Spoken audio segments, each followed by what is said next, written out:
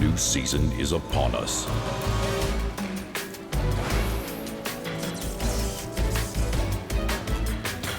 Will you be prepared? Prepared for the hunt, for the chase, for any and all opportunities to claim your trophy. Make sure you're 100% prepared. 100% Wild Fair Chase, Volume 12. Hi, and welcome to 100% Wild, 100% Fair Chase, Volume 12. 12th one in the series. Can you believe it, Terry? Arguably, the 100% Wild series in itself has always been the most informative video series that we've ever done. You know, we've got the Dream Season series and the Whitetail Madness series, but we personally enjoy doing this one because we get to share not only with the successes, but also with the failures, and there's a reason for that. There's a lot of information, a lot of brain trust, brain power from the entire team that goes into harvesting a mature whitetail. I've got some questions in my mind that I want to ask Terry, and no doubt he's got some for me. We're going to do this one just a little bit different. I'm going to drill down inside that whitetail brain of his and find out everything I can within this production. You know, and Toxie named this guy the mad scientist a long time ago. We're going to find out what's inside the brain. Here we go, Volume 12. Well, it's a new year, and what do you know? Probably not surprised, we got a new lease too. We took ourselves off that old piece and looked around, found a couple buddies, and went in on a new piece, and we're excited to get out there. So the scouting began. We got on our little 150cc scooters and we started to rolling by the field, seeing what we had, put all our Reconyx cameras up and started doing their logging.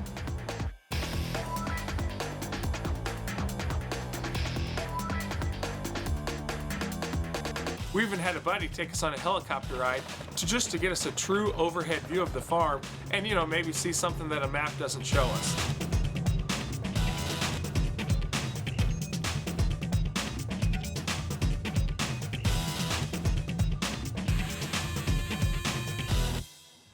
Well, the summer flew by and we were ready to go, and Kyle and I always have this little thing. A lot of people ask us over the years, how do you choose who hunts and when? And we stick to a pretty regular program. A little shooting competition to decide who goes first.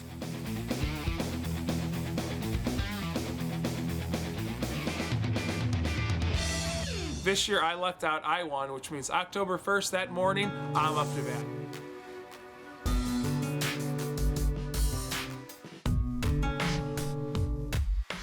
And about 8:30 in the morning, we saw this big 10-pointer.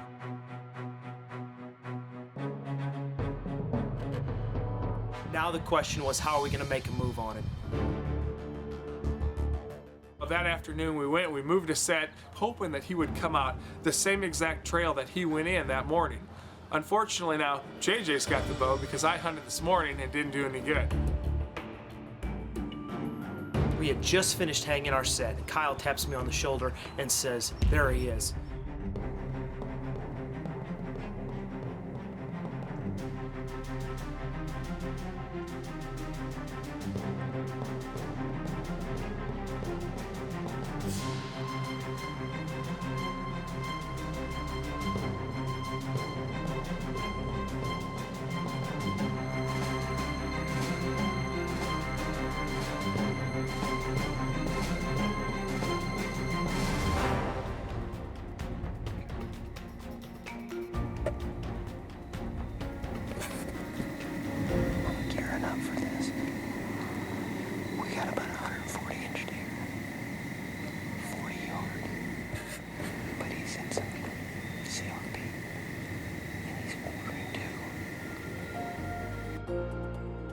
Well, finally he stood up, and it was 40 yards, or I'm going to lose this October 1st opportunity.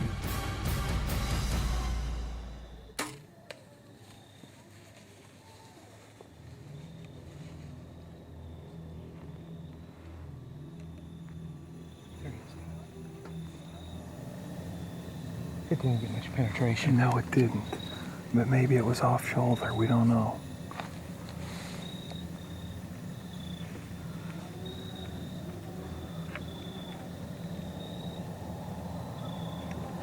You still see him? It's in line with his shoulder, but it's angled. Oh, there he is. There he is.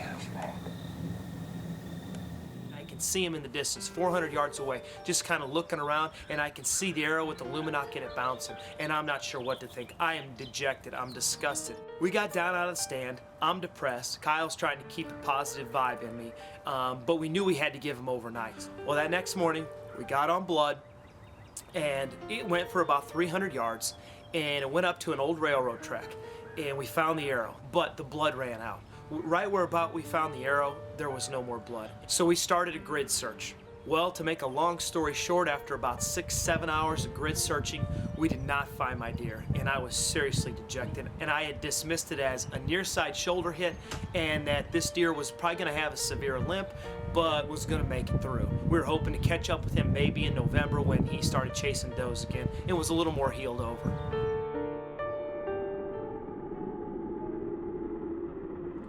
You know, October was tough, as it always is. And we saw a few good deer. Had problems catching up with them. We'd see a few in the distance. Trail cameras were always picking up 1 or 2 here and there. But as the days continue to tick on, I managed to kill a doe, but still hoping that something sooner or later is going to show up. Well, it is Saturday, November 5th. Anytime the calendar gets flipped to November, my confidence goes way up.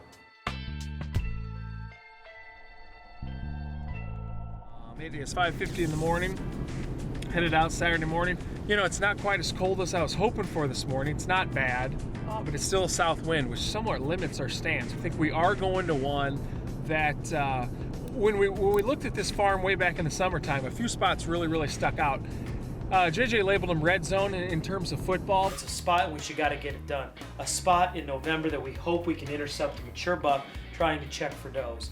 We walked this one right here, and when we did, we noticed that it's only about 80 yards wide, and 40 yards of it, half of it, is very difficult to walk through for us. So if it's difficult for us, you know it's going to be a little tough for the deer.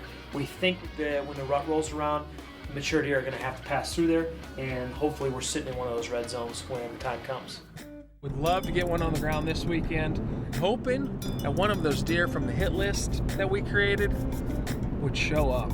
Man, we need it.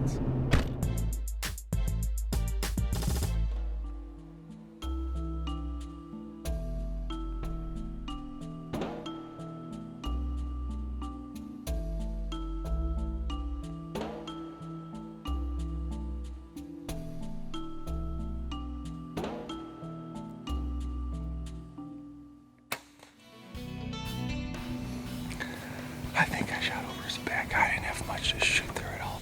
I mean, we look forward to the 5th and the 15th all year long. We've been in the tree, I don't know, 2.5 hours and have seen 2 does at Mach 2 just act like they're being chased, but nothing ever shows. And a coyote, which I managed to shoot right over its back. It's so disheartening. We look forward so much to these days. I know we're in the right spot. We've got a southeast wind. We're on a big cornfield, but I mean, just not meant to be right now. Hopefully it turns around. Kyle, doe's over here. Doe's over here. Where at? I can't see him. She's coming. She's running. She's running.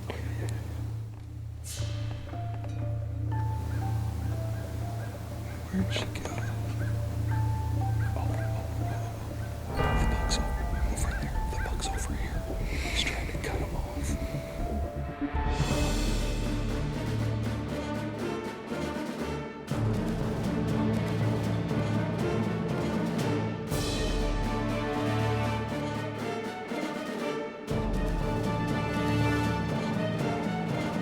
Good.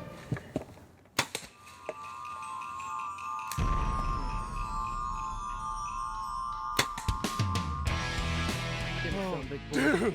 Yeah. Oh, I tell you what. I think that went off shoulder, and he's 15 steps, and maybe I'm hitting high. I missed a coyote this morning, shot over him. Oh, so I apologize for that, but I tell you what, that is a stud. A doe just came flying through here. Oh. A doe just came flying through here maybe a half hour ago. Mouth open, nothing. And I'm like, what in the heck? It ain't 10 minutes. Here comes another one. Same thing, same exact thing. How's there another lone doe in November? Well, wouldn't you know it, this old boy's trying to get wind. He's trying to loop around on him. Jay's still looking for more does coming out. Just saw antlers sticking through the brush. And I tell you what, I finally did it. It has been a long freaking fight for this cat right here. That's the shot you've been wanting. Time to go get my buck.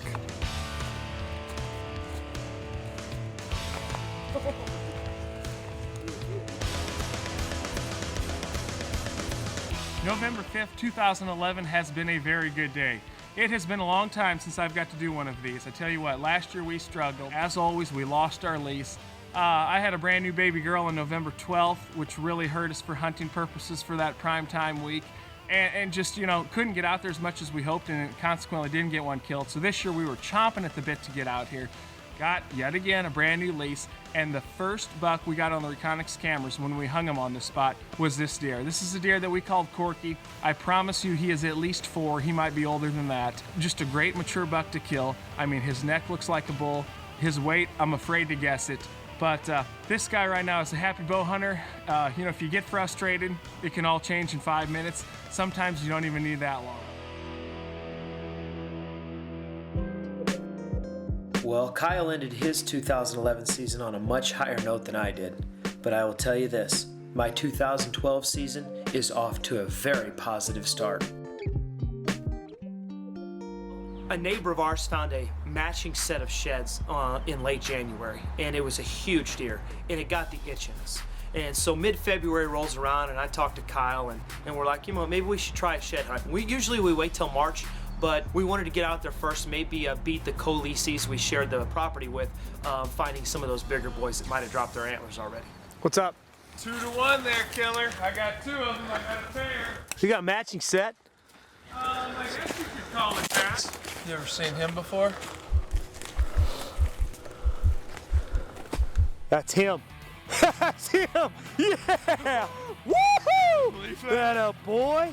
That's him. I think so. Oh my gosh. He is not 20 yards I know. from where we quit looking. That's the end of a tail. It is. Get behind your deer, boy. Oh, man. Get behind your deer. This is not a hero that you want to do, but it is one I will absolutely humbly take, because this deer has haunted me all year. I shot him on opening day, October 1st. No wonder we weren't getting Reconyx in this guy. That's right. He was laying in this, it looks like an escape route. It's autumn olive. You couldn't even see in here in October, but I want to tag this deer.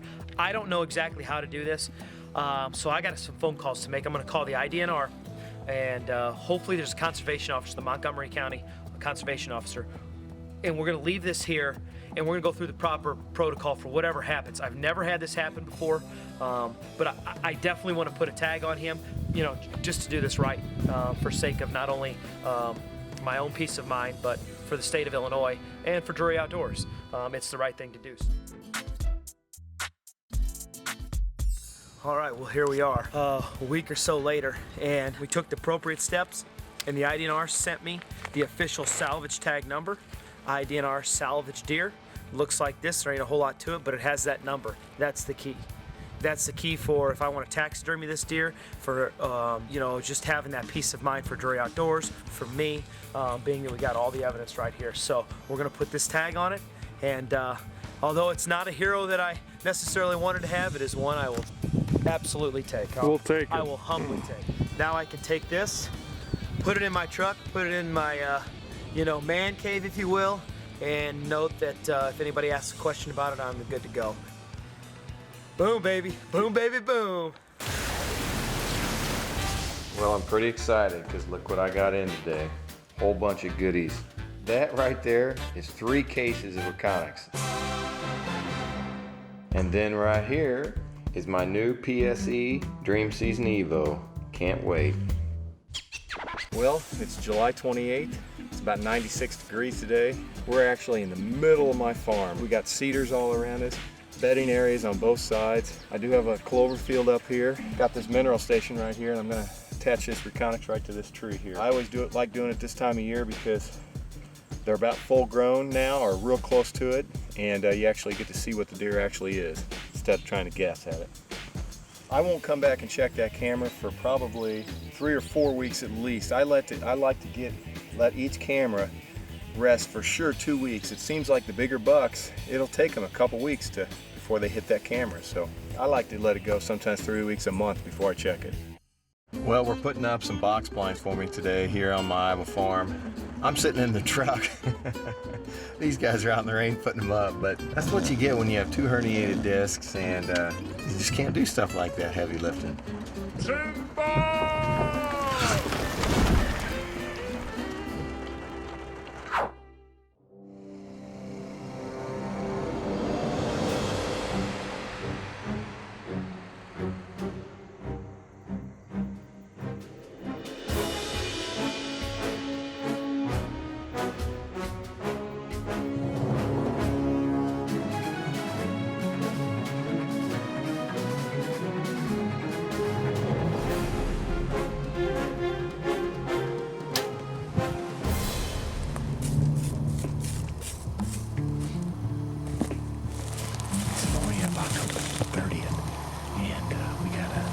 Southwest wind is perfect for this little pond hidden in the timber. It's real dry here in southern Iowa for the last month. There's been no rain at all, so they're hitting these ponds really good. Should be a good morning.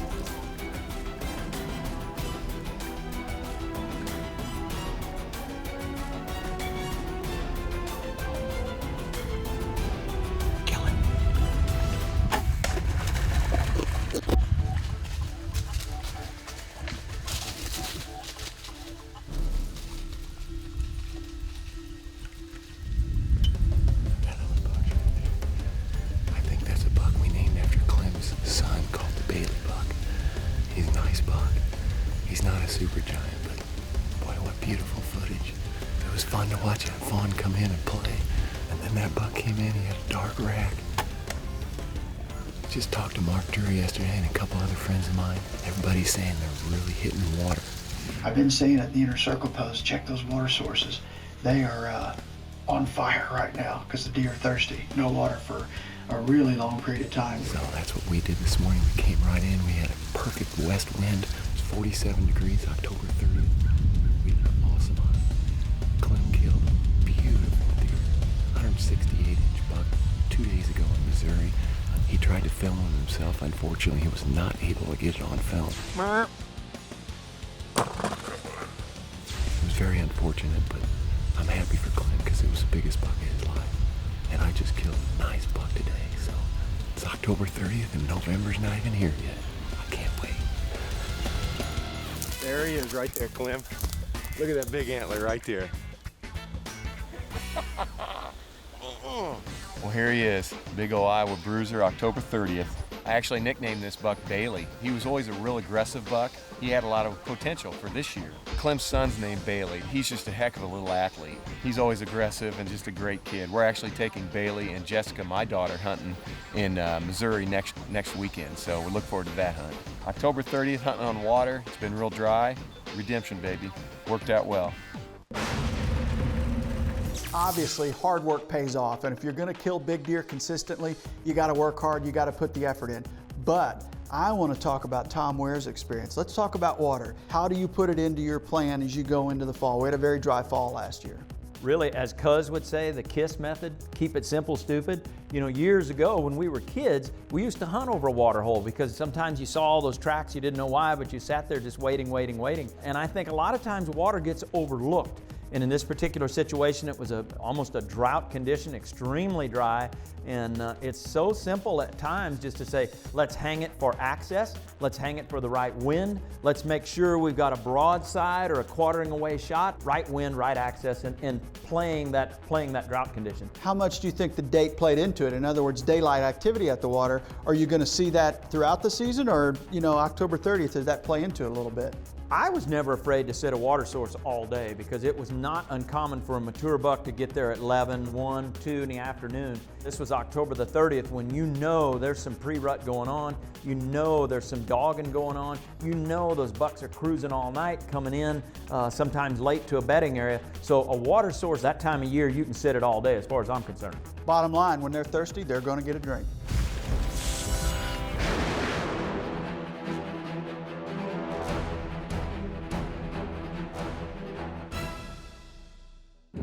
All right, here we are on September 25th. We're heading up to my farm. We're going to hang another set here today. I know we're getting kind of late. Actually, Missouri deer season's already started, but I want to get this up. We've seen a lot of bucks cruise right by where I'm wanting to hang this set. We finally got the food planted. We're going to go get in and get the set hung. We'll probably leave it alone. We're not going to hunt tonight. We've had, you know, just a super wet year the last 2 or 3 years, but this is always just all growed up because I couldn't get in here and get anything done with it. Well, we finally had a dry year. I was able to get in here and get it all burnt down, get it disc or plowed disc. You can see over my shoulder there, we've got Maxim planted. Last bite right in front of the stand. Hopefully it'll be the last bite for something this year.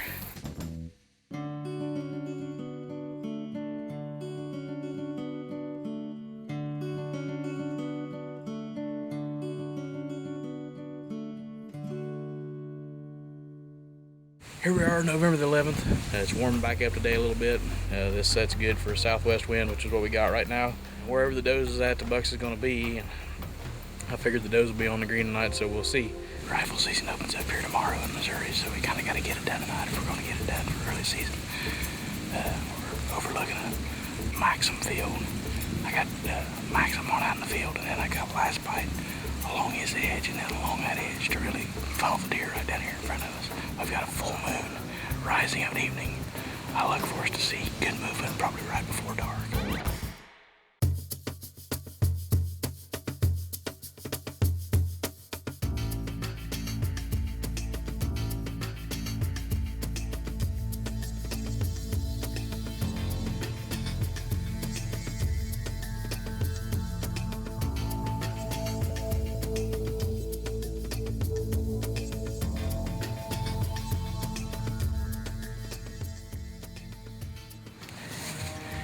Getting about that time. We've had some does out here. We just had an encounter with a beautiful 3.5, and then we've had a 2.5 that cruised, bumped some does around, went back. I'm gonna do a whole calling sequence, see if we can get something else brought in. I have yet to call yet tonight.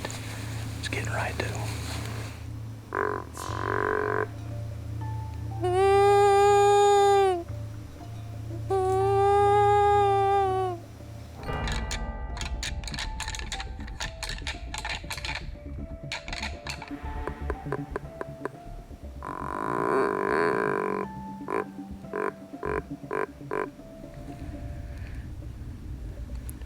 Something's coming in behind. What?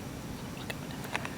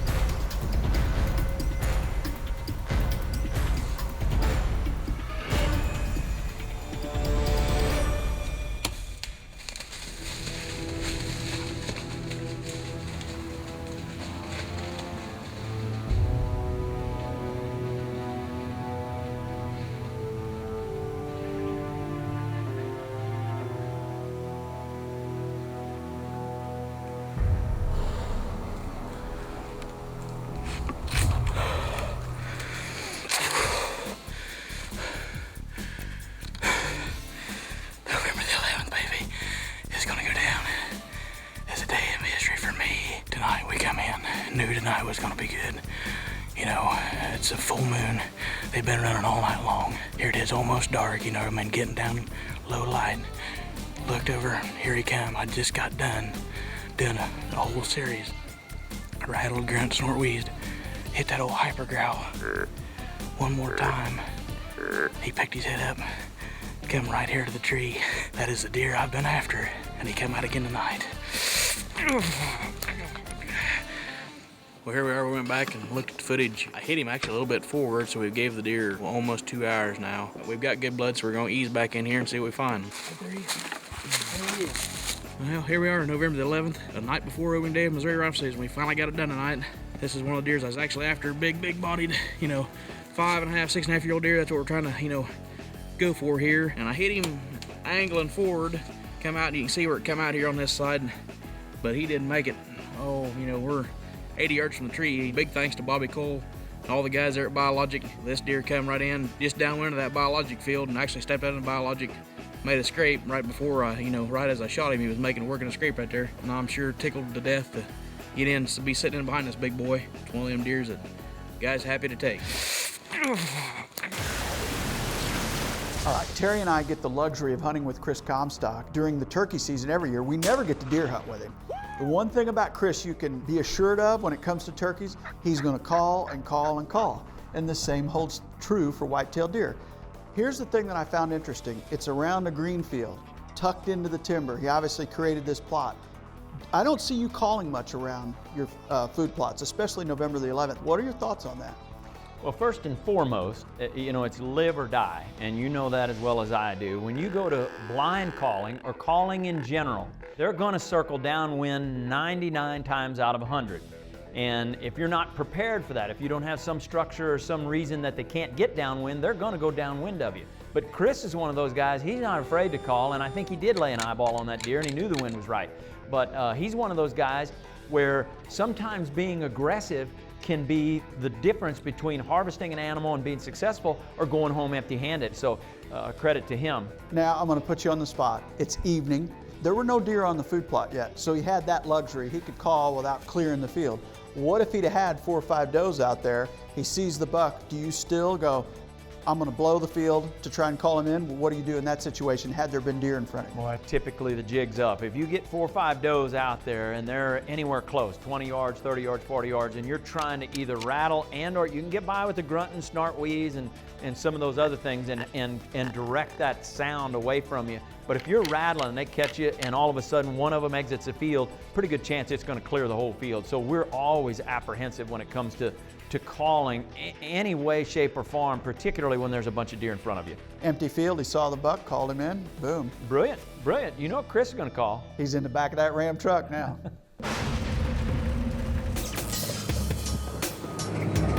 Here we are out on the construction site. It's the afternoon before opening gun season in Illinois. Trying to wrap a few things up here before I leave to go hunting. The great thing about this time of the year is it's awesome working conditions and awesome deer hunting. If I could just get any of the guys to do anything, that we can get something done, we can get out of here. Smile at the camera, boys! Wave, Todd! Come on! Terry wanted me to film you guys and see if you're doing anything. This is what we do when we're not deer hunting, right here. Well, I've got done on the construction site. Getting ready to head up to Illinois. My son Adam coming to meet me, good friend of ours Tom Meyer, and my brother Dale. About time! Hey, we got in there. Guys, we're only gonna be gone for about 2 days. I think it's gonna be a great weekend. We got a lot of bucks we're wanting to go after this weekend, and hopefully we can score on a couple of them.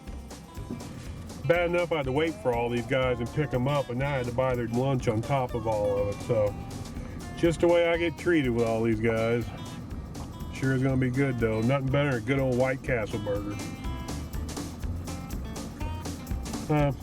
There's quite a few things better than a White Castle burger. Well, my son Adam's trying to sight his muzzleloader in. It's shooting decent, but you always want to make sure before you go out that it's still shooting good from last year. So We got up here plenty early the evening before the season, and we're going to make sure everything's shooting good so there's no excuses. Are we ready to go? I've been ready. You're the one holding us back. Well, let's go.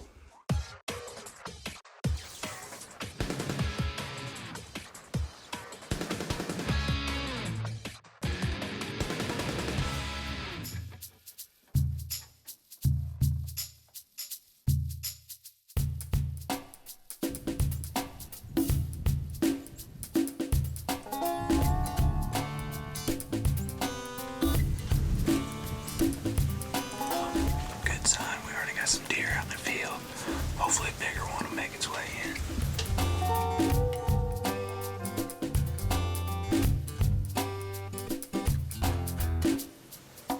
Good buck, just walked out.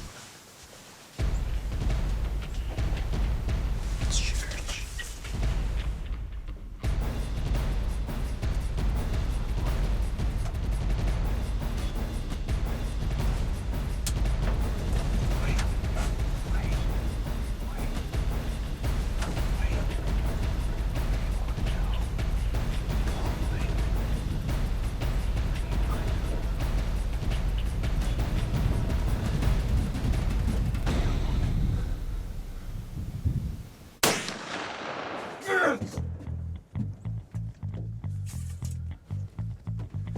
Go down, baby, go down.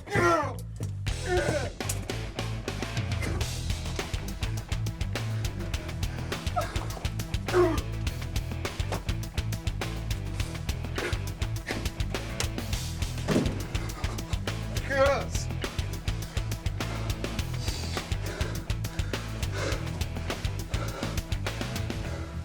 Oh, we came in here this evening, and we were actually back here looking at another buck back in the field. And all of a sudden I turned around, and I'm like, here comes Doe. I'm like, oh. I'm like, here's a buck behind her. And it was this buck. He is a big 6.5-year-old 8-pointer with 2 drop tines. Oh, I am pumped up, baby. Well, as you can see, he didn't go very far. He's right here in the food plot. Let's go down there and get our hands on him. Oh my God. Look at this buck. Oh.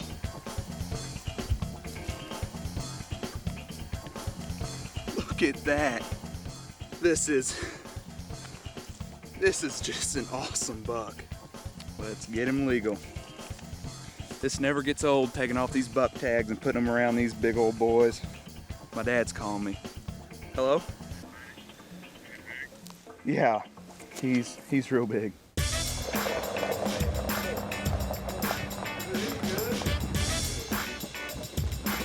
What do you think? Is he good? Yeah, he's so good. He's good? Yeah, it was good. It was destiny. No, you're the man, Dale. I ain't never seen a big buck magnet in my life like Dale is. Wow. Wow. Look at that deer. Look at that haul. Oh, that's an animal. What a night. I've been chasing this deer all year, and he just always seems to be a little bit too far. And man, tonight, he came out with a doe, and that's all she wrote. I actually got sheds of this deer last year, and we could tell this year he didn't grow very much, but you could tell he was old because he started putting on this trash. Yeah, look at him. He is definitely almost the same, but starting to drop a few points off. And I tell you what, I told Adam, I said I hunted with him all weekend of gun season here with no luck. And I said, you have got to take your lucky charm, your Uncle Dale. I guarantee you something good will happen. And lo and behold, on the opposite end of the farm where we were getting pictures of this deer walks out. So what's that tell you? You better give your Uncle Dale a big old hug. I mean, this is the one Adam was after. He's not the biggest one we've got on the farm, but he is definitely mature. Good, and so you walk over there right now and you give your Uncle Dale a hug. All right. Go. You owe him that. Oh, it's okay. I'll be your lucky charm. Thanks. Good shot, buddy. Thanks. This might be the best feast that Rod Wilson Deer Camp has ever put on. We got salad, baked potatoes, bread, fillets. Even though I'm on a diet, not tonight, people. A good buck was killed, and there's some great food on the counter.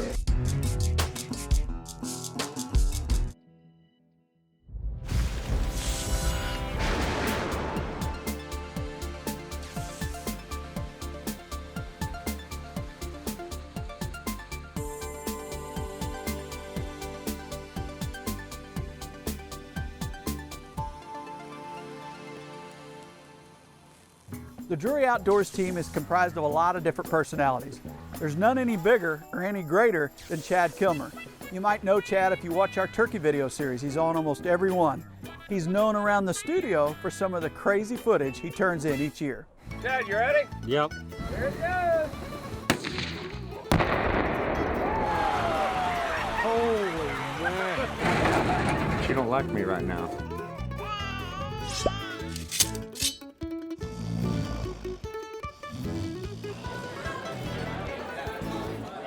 Chad's laid down a lot of good turkey footage through the years. Well, this year he had a goal.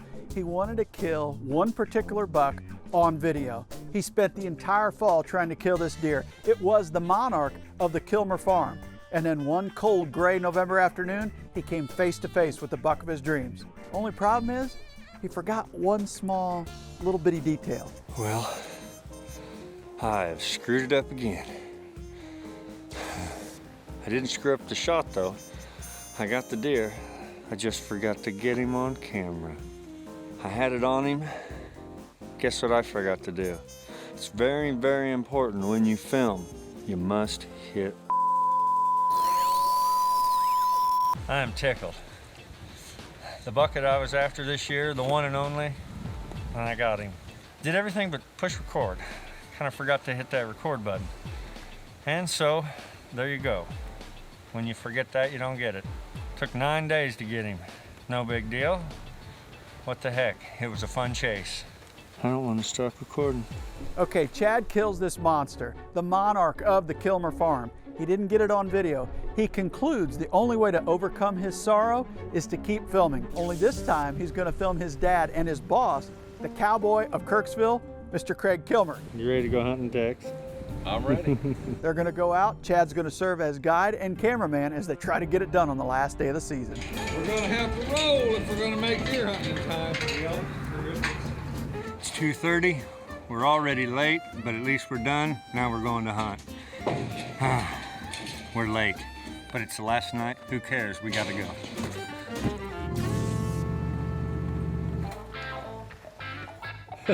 Can't wear cowboy hats? You can if you wear an orange one. Oh, okay. I can't even believe we made it. Me neither. We're late. It's not dark yet, it's late. Do you want to drive in? I mean, it looks like your knee's bothering you bad. It is, but you know what they say. Pain only lasts for minutes, pride lasts forever.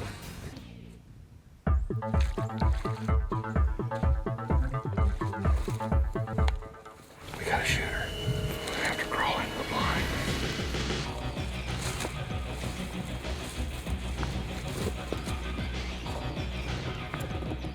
We have a shooter at the bottom.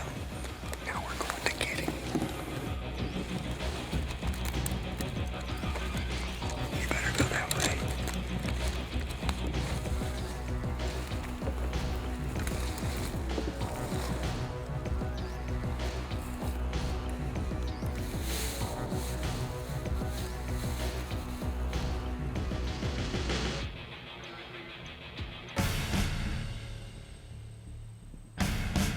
On him. I think he's a shooter. Yep, he is. Whenever you want. And then when he turns broadside, take him. He's broadside's better. You tell me when. Let him hold his load. Let him pick his head up first. Is he as good as I think he is? Yeah. All right. Well, whenever you want. We can't now.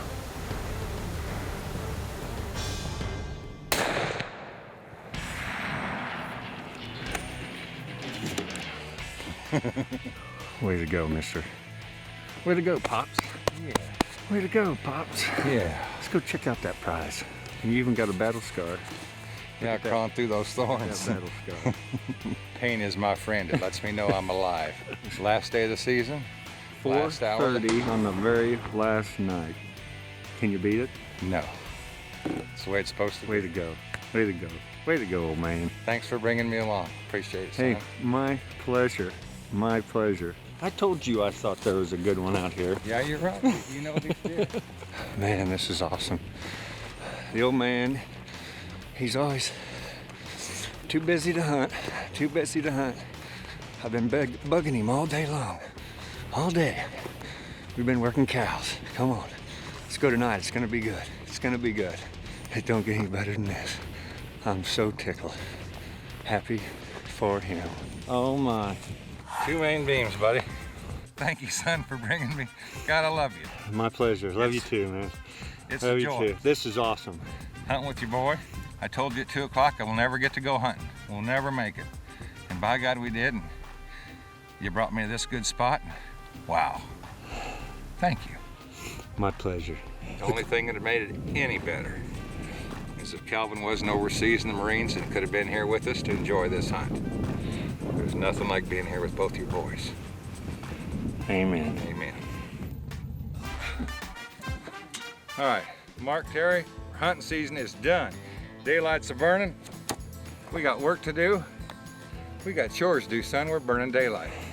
Let's go. No fun for me. It's work time. See this right here? I'm the boss. I only get to boss the old man around there in deer season. And I don't get to boss him around that much either. Let's go. Well, here we get to see Craig and Chad and Keith and Adam.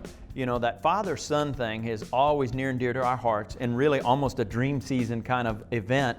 But with that being said, there's still a lot to learn here in 100% Wild about why those deer were there that time of year, cut fields. What are your thoughts? You're talking about, to me, one of the times where it starts getting interesting to climb a tree again, 19th through the 22nd, because think of what you've just come out of in the whitetail world was the 10th through the 19th. That's a tough time for us. We call it lockdown. They're doed up. Once you exit out of the peak of the estrus, when they're not with those does anymore, then you start to get to the point where the bucks are starting to travel a little bit. They'll go to food for a variety of different reasons. And in the first hunt, you saw a buck follow a doe into the food plot, all right? So there's a reason to hunt the food. You always sit there on that beautiful green field like Adam and Keith were doing and you think, man, if a doe would just bring a buck out here, and it never happens. Well, in this case it did, and he was a monster, and you saw the reaction that ensued. So it's not a bad tactic at all to start hunting that food towards the tail end of that estrus, because all of a sudden those few hot does can bring bucks in there. Sometimes it's a big one, sometimes it's a buck parade, because as you get the tail end of the bell curve, more and more bucks are looking for does. Contrast that with the last day of 9 hard days in Missouri, and you got a buck out there who's worn down, he's been pressured to death, no doubt, and Craig ends up putting him on the ground. Both instances it worked out, but it's because it's the timing of the year. Well, and talk about food source. You know, we got here cut fields. You know, these are opportune times. Even though there might be some severe gun pressure going on around you, they're still going to go to food that time of year, are they not? Absolutely. They're going to go to food. Once they get hungry, they're slaves to their stomach. We learned that from Grant so many years ago. They get hungry, they're going to go to food. We talked about it earlier. They get thirsty, they're going to go to water. It's kind of neat seeing the father-son thing too, is it not? Absolutely.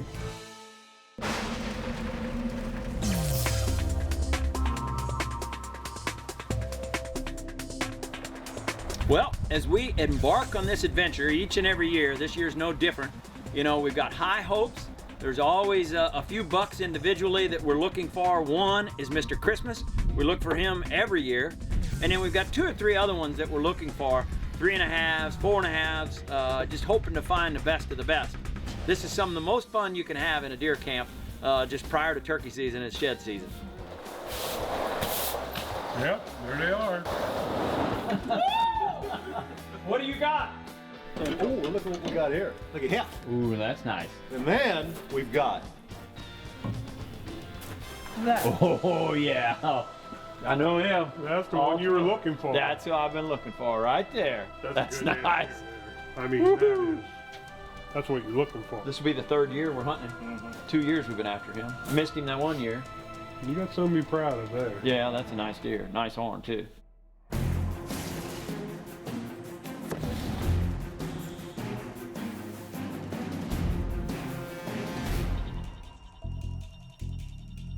Well, it is getting closer to Halloween. This grind is a long one, and we love every minute of it, so we're gonna get back after it here, and maybe we're a little bit crazy, but we've got one deer in mind that we're kind of going after. We've been hopscotching around everywhere. I've got a camera, got a picture of him. We're trying to hone in on him, so to speak. So we're going to one of those spots this evening just to see if we can't get him dead. You know, you rarely get the perfect win, but I feel like we got almost the perfect win this evening for this spot. It's, I mean, just doggone almost impossible to hunt this set, and we finally got the win we needed. So we're gonna go in there and try and kill him. I've been getting some pictures of Mr. Christmas right here. Hopefully he'll move tonight. It's a little too warm, but you never know.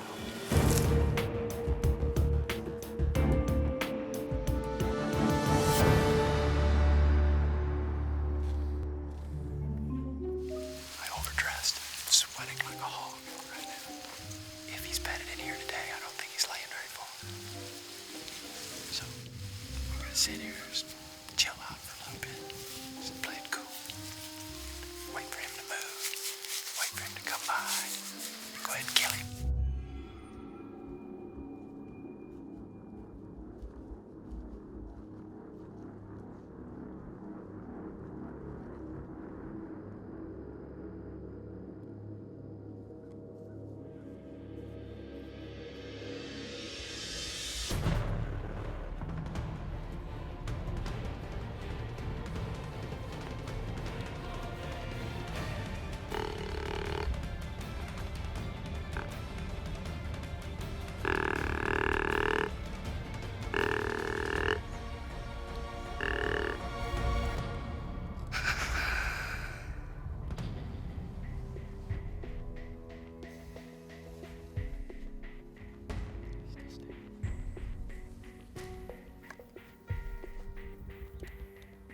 Well, as a whitetail hunter that's been doing this for a long time, you know when you see an animal of that magnitude, it might be the one and only opportunity you're going to get.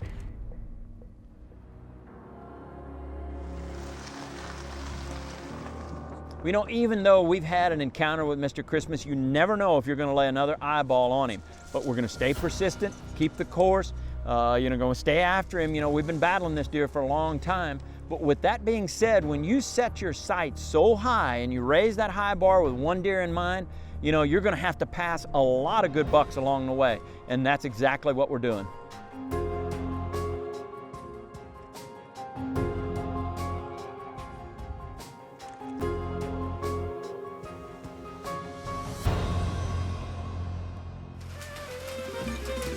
What a beautiful day in the neighborhood today, folks.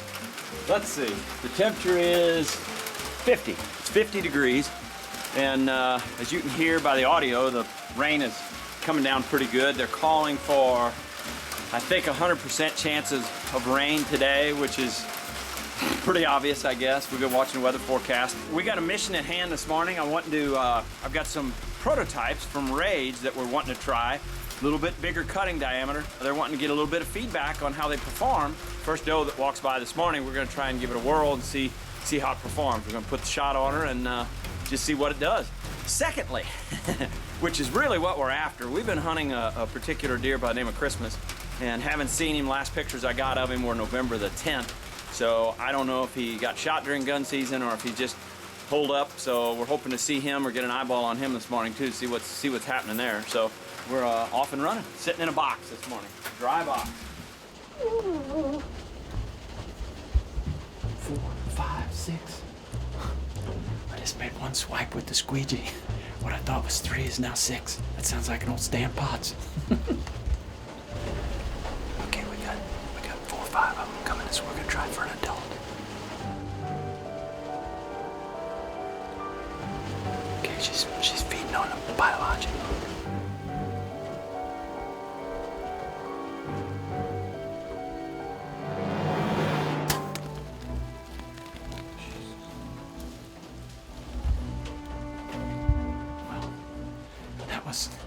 The new broadhead by Rage. I think it worked pretty well. Looked like it might have went through the heart there. I'm hoping. That's what we're hoping for. We got a little rain. So today, we're not gonna wait. We're gonna try and track her right away. Well, we walked across the field here, and it is still raining. We wanted to do this pretty quickly, and when you hit them right there, typically they don't go very far, and I don't know how far she ran. Right there. She's right there. She didn't go far. That's a first.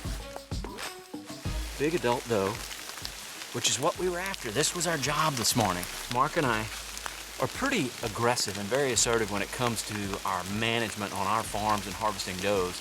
We've been working with Rage on some new equipment. So we're just kind of doing a little bit of field testing. And obviously when you hit them there, it's gonna work. Here, she was literally dead before she left the field, but because it's downhill, she made it about 30 yards. So now I gotta get a tag slapped on her, and we're gonna get her back to the barn and get her field dressed. Today's a new day.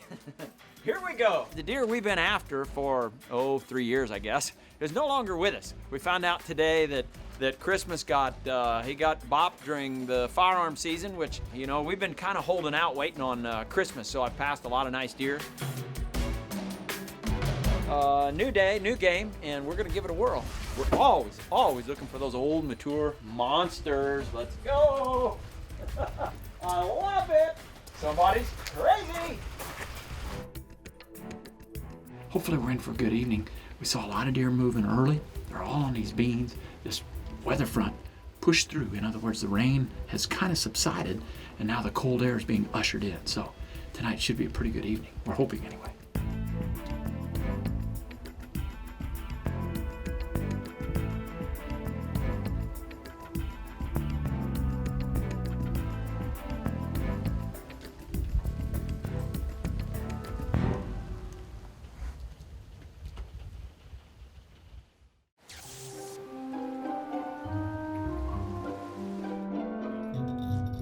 Here we go. We've realigned ourselves. That's pretty technical for saying the deer we were after is dead. I got a lot of text messages from guys. Sorry to hear about Christmas. Sorry to hear about Christmas. Just heard about Christmas, man. Hey, hate it.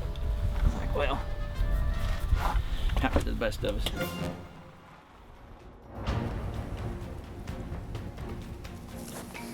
Should be a pretty good evening. We're hoping that we're gonna see something good tonight.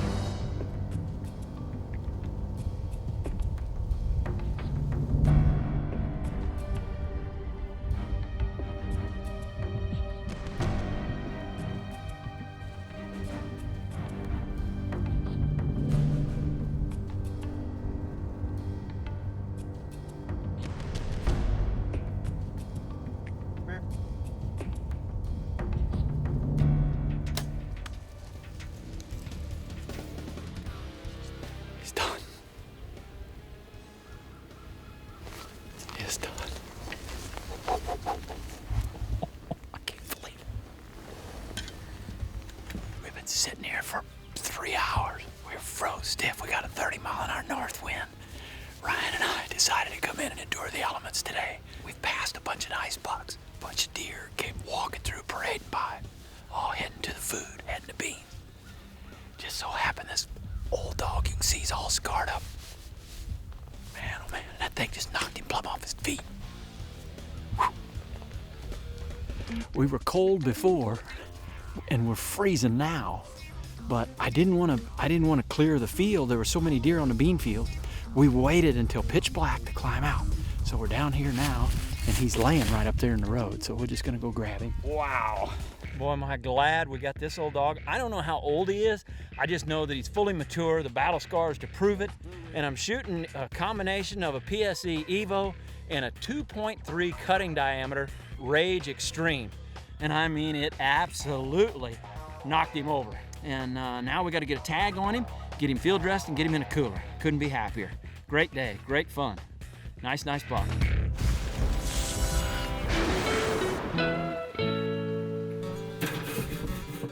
Well, if we don't kill deer, we gotta eat. What do you think, Terry's gonna be excited? Look at that. You never stop. How do you do it? How do you do it? Through the years, we've met some pretty interesting people, but I don't know that any are more interesting than Jim Tomey. This is Matt Jury's, ladies and gentlemen. Hello. Matthew. What's up? How did you know it was me? I've told Terry time and time again, he don't listen. Hydration, hydration, hydration. He's 85 years old, but he's not gonna start listening to me and you. What are we gonna do? He's never listened to me. Jim is one of those guys that's hard to put into words. I know one thing, everything he tries to do, he does it at this level. Not here, not there, he's up here. Terry's gonna start doing yoga. I got him on the yoga. Do it, do it. Show him. Am I doing it? Yes. No, like this. Like this. Yes. There you go. Call me yoga. The Warrior One, baby. Warrior One. Warrior One. Blow it up. We've shared so many hunts and so many memories and so many good times with Jim through the years. Well, it's time for one more. Each fall, we keep in contact with each other. He wants to know what we're seeing. We want to know what he's seeing. He's heading into the blind. I can't wait to see how this unfolds.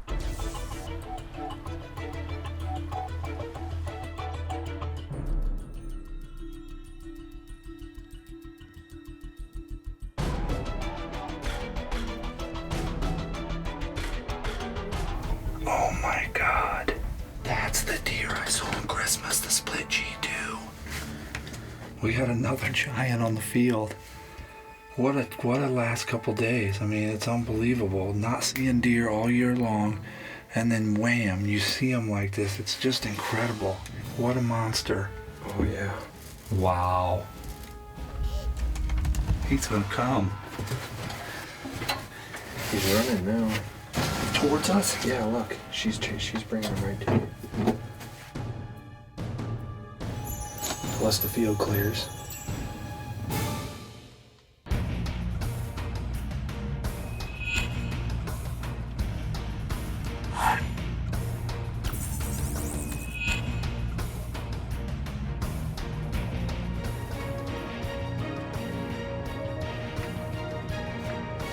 Basically what tonight has been is what we call most MRI, most recent information. You know, our muzzleloader season starts tomorrow, so basically, you know, we've got a 170 plus inch 8-pointer that basically is coming through here, and man, what a magical night. I mean, our last 2 nights have been just absolutely incredible. It's been very, very worth the sit, no question.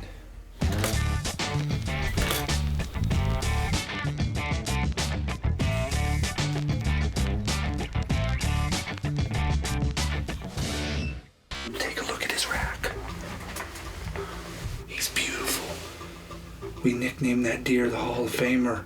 He's a stud. He's a 3-year-old now.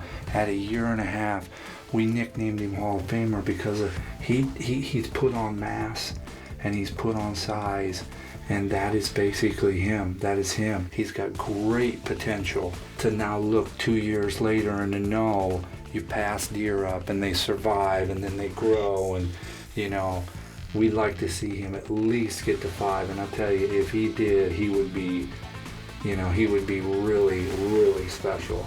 It's gonna be magical tonight. Don't you believe? Yeah, you'll get a shot tonight.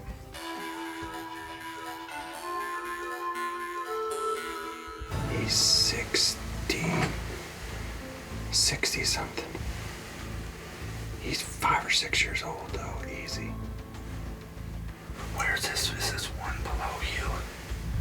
He's chasing that doe. Well, we got a 6-year-old on the field. Monster, monster, monster. This is where it becomes tough because it's 3:45 and we can probably shoot him. We're gonna just let him feed a little bit and see what happens. I mean, he's got a really good mass, short tines on that one side, but he's a giant. I bet that's the deer we saw the other day.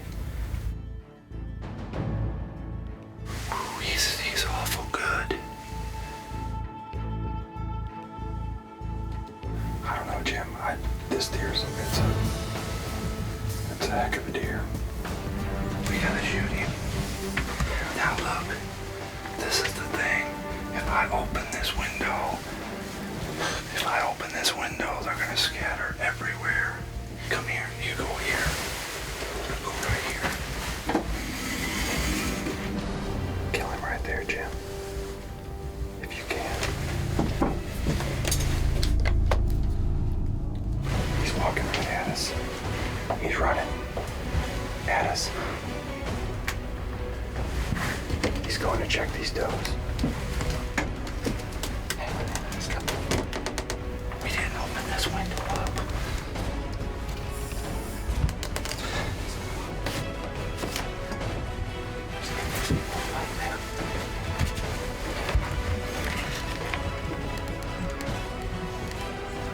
Let's go ahead. Matt! Matt!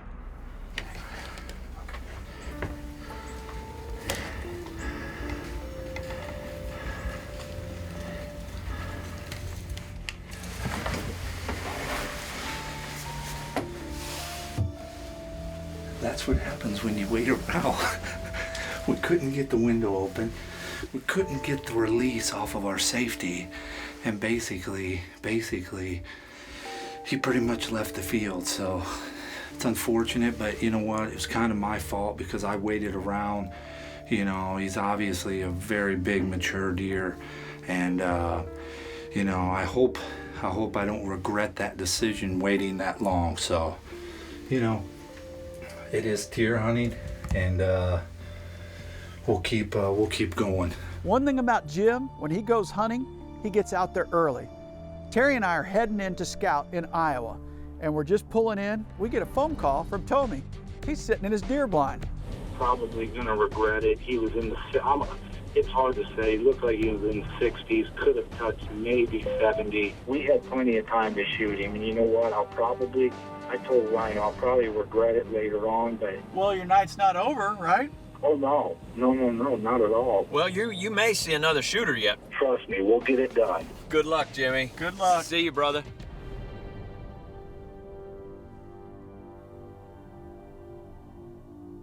That deer's easy 70s. Easy.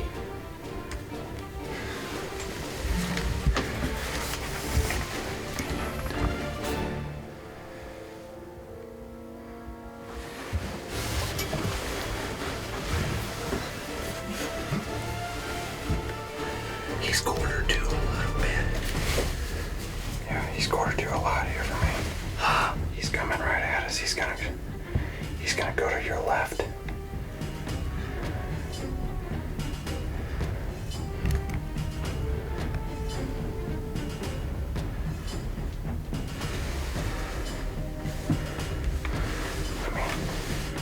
Okay, he'll turn here in a second, probably.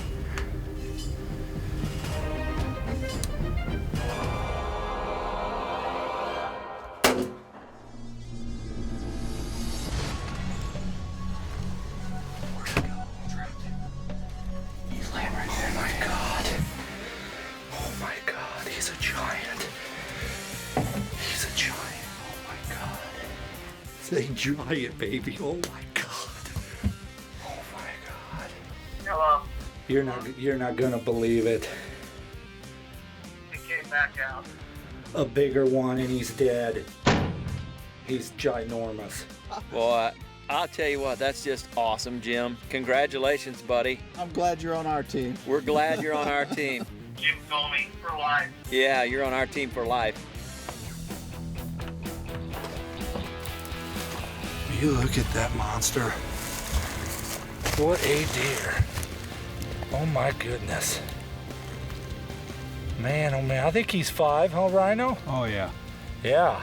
We obviously want the score. Everybody in the country wants a big score, but you know, the one thing here we're trying to do is harvest 5-year-olds, and thank everybody, Chuck, Randy, you know, Mark and Terry for sending their cameramen down, you know, and kind of helping us along the way, set up our food plots, switch grasses, you know, how to kind of go in and out of sets and not be detected, and I think it's really helped us over the year. So let's go get the truck, call her a night. It's been a great season. Concludes my Illinois deer season in 2011, and I just, again, feel very honored, very humbled, and blessed. What a year. We got an old baseball player in Jim Tomey, and we got an old deer hunter in yours truly, and both of us are after old, mature bucks. With age comes a lot of wisdom, you know, and I've certainly garnered a bunch from you. And the same thing could be true for older deer. They're old, they're wise, but they're also a little bit lazy. And there are very few windows where you actually see them get on their feet and show themselves during daylight. You can go for 5 or 6 or 7 straight days in a row and not see mature deer anywhere, and then all of a sudden some little weather front comes through somewhere in that period and it'll kick them in gear and you'll see mature deer everywhere. It generally happens earlier on Terry's farm than it does on my farm in Iowa, or that it does on Jim's farm in Illinois. I think it's almost a phenomenon. So here's the question.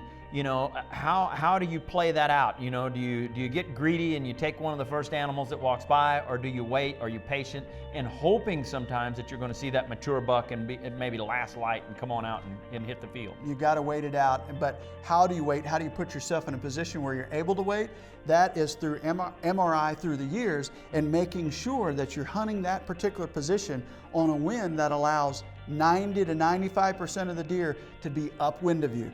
Because if you allow 20 or 30 deer to get out there and then catch your wind, they're going to domino everything back. And one thing's for sure, once they domino, they seldom keep on coming. It changes the dynamic of the hunt, and you're not going to see the deer. Jim was lucky in that fact, actually, because the first one that came out, he hesitated on, and they did indeed domino back, but it was only a few deer because he had come out early, and it actually played in his favor because a bigger deer came out later. His hesitation actually gained him a better deer. Well, and you and I have talked about this just a little bit before, but on mine, it's almost a migration effect where so many of them start on one end and they work their way forward. Have you ever noticed that on some of your food plots where food disappears and then all of a sudden they short circuit you? They come out in different spots? I don't, but as I drew on earlier, your deer come back to food earlier than mine, but you have a much higher density on your farm than I experienced there in Iowa. So some of it may be as it relates to deer density, as to when that period where all those mature bucks start coming back to food actually occurs.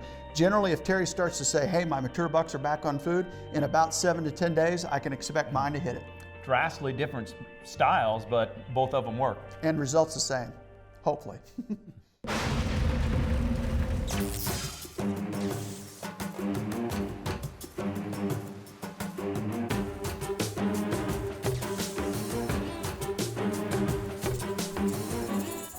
It's December 16th. We're here in Iowa. I bought a second season gun tag.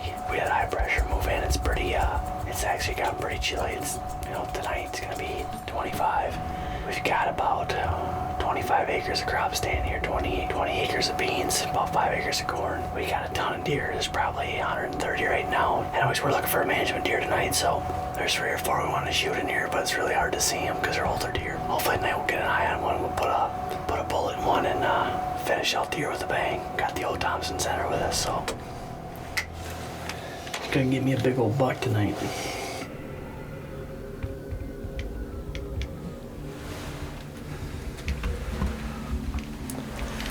Boy, this is awesome. There's a pile of deer coming out. I think we got 7 bucks right here. 8 bucks now. One big shooter right here. big old 8-pointer. He's got a bunch of them daggers, and if he comes in close enough, we're gonna try to shoot him. But I mean, I hate shooting guns. I'm not very good at it. I'm not gonna kid around. I don't gun hunt ever, so he's gonna have to come close. But we're gonna put our dagger on him if he comes in close enough, that's for sure. But this is awesome. Awesome.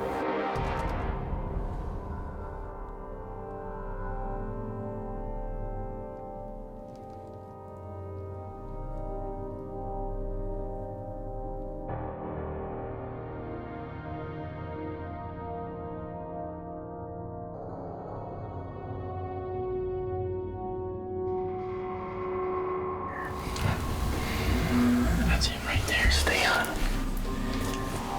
He's got to come a little bit closer, but I'm hoping he doesn't feed out on them beans. I'm hoping he comes right this way through the corn and walks towards that pond. So here he goes, Ben. Get him.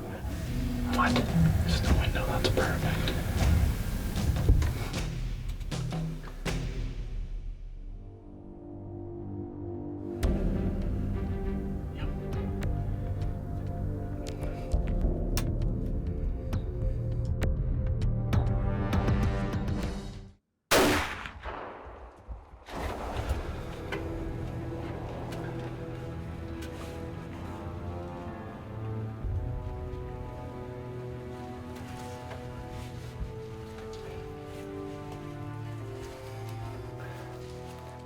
Yeah. I heard the shot hit him. It was so loud.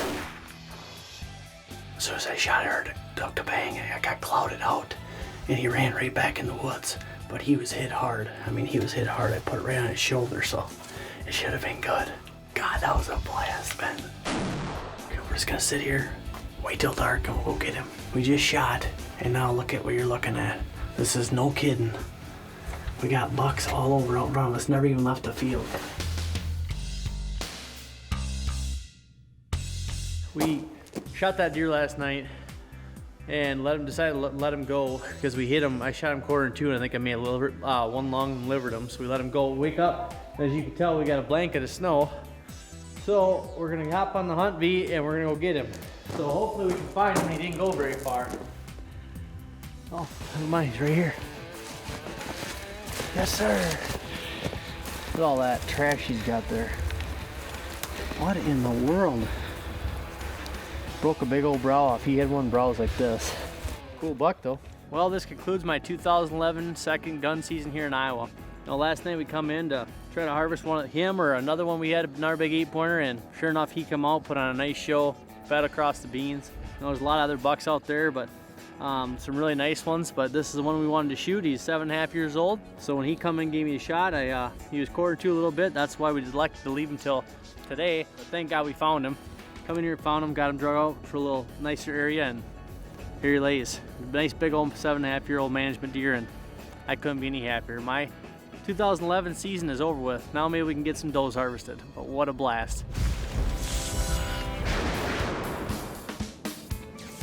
Well, we're getting closer to the farm here, and I'm kind of excited for the evening. I think the next 2 days are going to be really good. John made the trek out, and he's going to be behind the camera the last couple days of the season here. We're going to head into a blind. Just recently, we've had a count out of this blind with a big 6x5. Dave got up in our stand first today, and he said, "Shoot her." So I crawled up as fast as I could.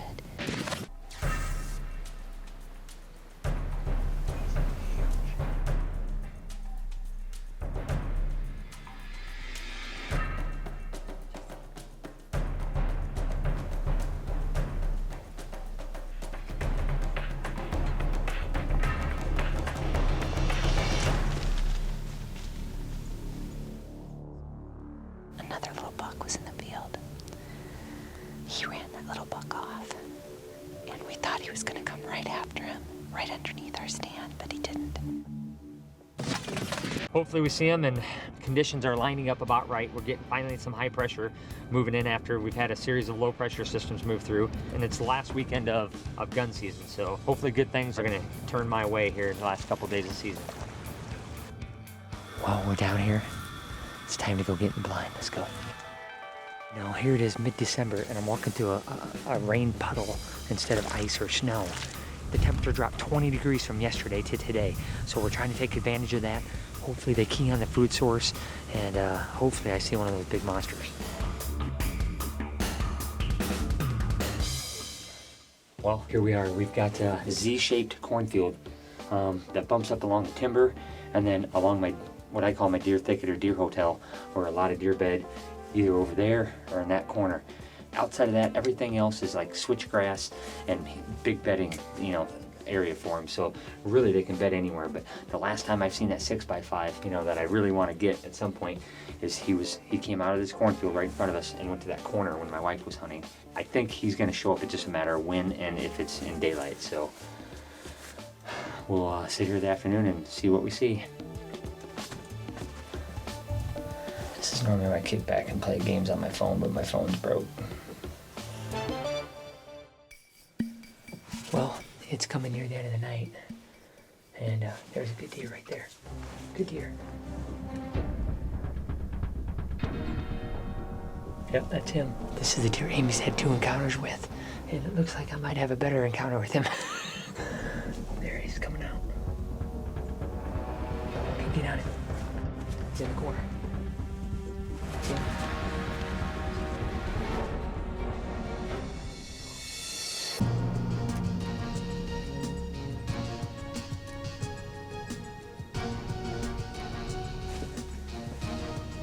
We're gonna have to do it now, though, bud. He's leaving. He's in the standing corn. If he stays in the standing corn, I could be screwed. But if he makes it to this cutout section, I'll be fine. Dave, it's about ready to step out. He's big.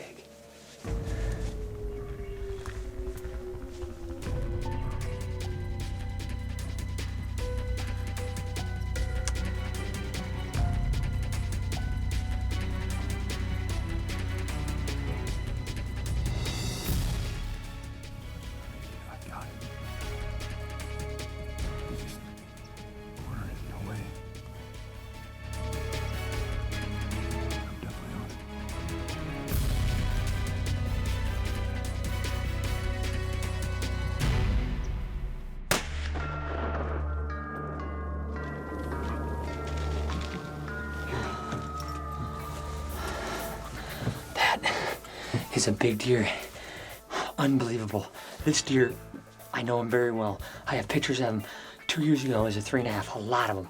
Big, wide. He was like an 8 with a couple stickers starting to come. I lost him for the last 2 years, and here he shows back up. He did it right. He made it to the field, chip shot, 100 yards, and I think I just got a monster buck. Could be one of my biggest.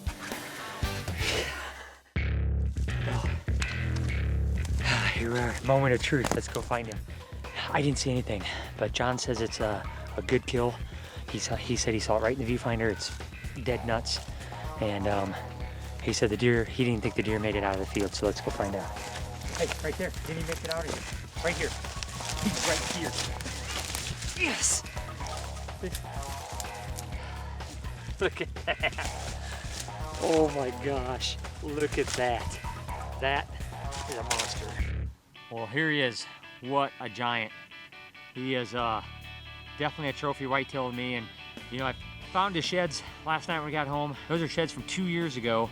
And then the deer disappeared on me.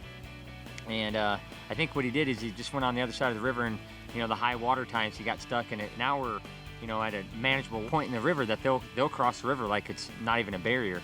You know, my wife had those encounters with him during the bow season. You know, that's all they were, was encounters. We couldn't seem to quite close the deal on him. And when you put a TC in your hands and you can reach out and even the odds a little bit, it feels pretty good. And I can tell you, it feels really good to be sitting behind this trophy whitetail right here.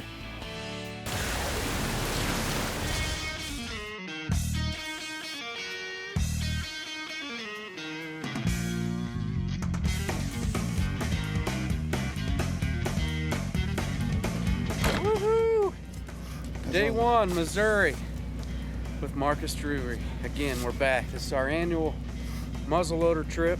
We scored last year, the first day, on a great 150 type deer. Heck yeah! Missouri, baby! And if you guys saw earlier this year, Mark and I scored on a Big 167, non-typical on his Iowa place. So Nuh-uh. I'm just I'm thankful and grateful to be here. Today is day 1, and we can see our breath, so that's a good sign. We got corn on the ground. We've got food plots out the gazoo. Maybe a little post-road activity. Who knows what's going to go on, but we're hunting, and that's the most important thing. We're not working. Howdy! Jingle Bell Rock, sister. That's the jingle bell. Hey, that's the jingle bell. What? That's the jingle bell rock. I'm so glad to be here with you again this year. It's awesome. We're missing Linda was very sad. We're missing our wing woman, aren't we? Uh-huh. She was very sad. You are so full of it, Barb. I saved that from last year. You wrote that on there right after you killed him. Oh, that's awesome. What's the date today? I don't know, 17th today. We got to put number 2 on there this That's week. right. So if we don't kill today on December 17th, tomorrow's December 18th, so it's a done deal already. It's awesome. You guys are going to have a ball tonight, aren't you? Are you? You darn tootin'. Can you wash it and have it be scented? Yeah. And dried? And molded? Will you not let Zach wear it, please? He wears more gel than I do. Oh, does he? A little. But he doesn't have any fake highlights. I know. It's natural. Well, yeah, I just don't want him to wear it though. Okay. Just for me. So what do you need? A vest? Orange vest, yeah. Okay. And maybe some of his white flip-flops that he's got sitting there. Those are cute too. Boy, they go straight for the highlights, don't they? Oh, I know. You've never heard a joke about those before? have you? No. Never. No. You get a little bit of color in your hair to brighten your face up, and you never hear the end of it. Story of my life. Is this big enough or do you need another size? What are you trying to say now? Huh? Did I put on holiday weight or something? Yeah. Hunter Hayes is singing in there. I'm really glad that you're touring with him this go round. You are? Yeah.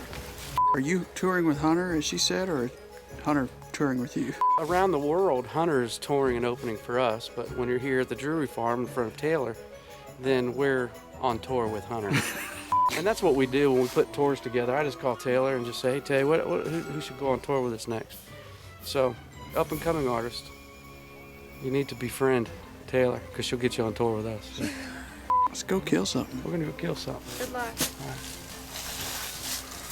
You're touring with Hunter? Yeah. We're gonna tour with Hunter Hayes. Oh my gosh, I'm so excited that you're touring with Hunter Hayes.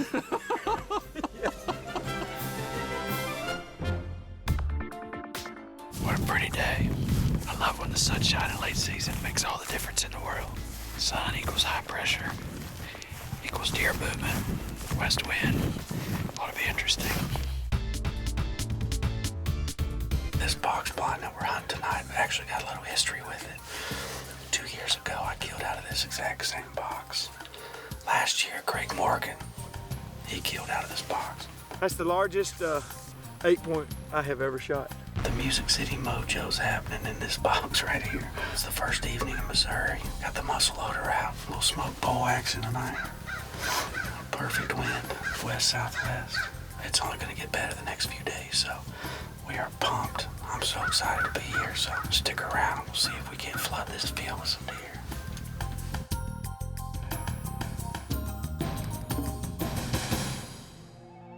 There's nothing in the world that can give you that exact same feeling as watching those deer step out in the middle of a bean field early. Ah, I love it. Oh, there's a buck right there. That's a buck right there. I think I might be a shooter, Marcus.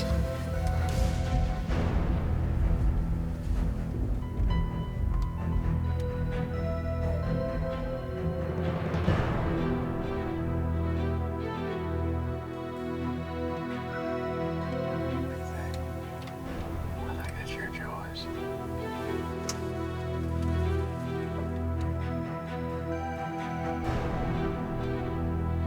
How far is it?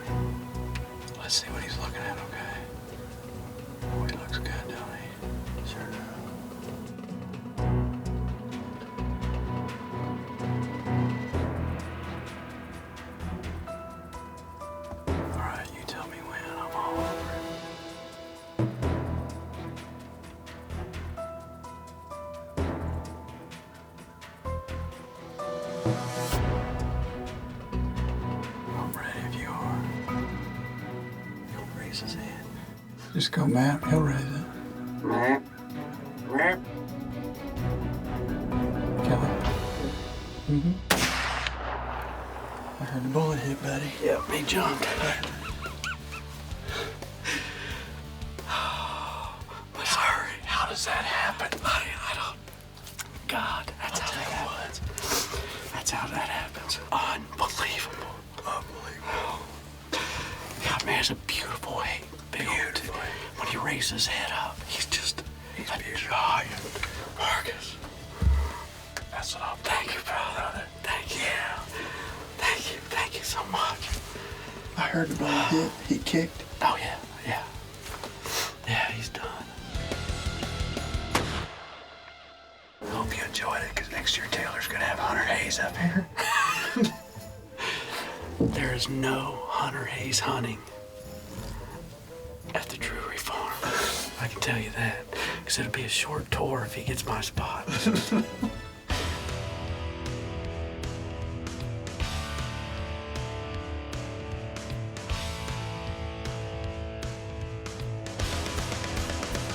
drop the old Hunt V right now, too.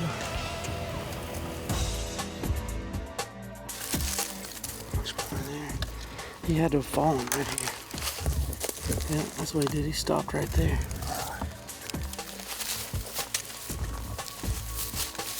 He's in the ditch. I swear, he's in the ditch. Yes! I was getting worried. Look at him. Yeah. Look at that. Yeah, he's beautiful. That's what it's all about right there, people. All right, get him out of the ditch. I'll go get the hot pea. Okay. December 17th, hunting the late season food source, and it was on tonight. It was just an awesome hunt. I mean, he came in and did everything we were supposed to, but the most important thing is he gave me a great shot opportunity.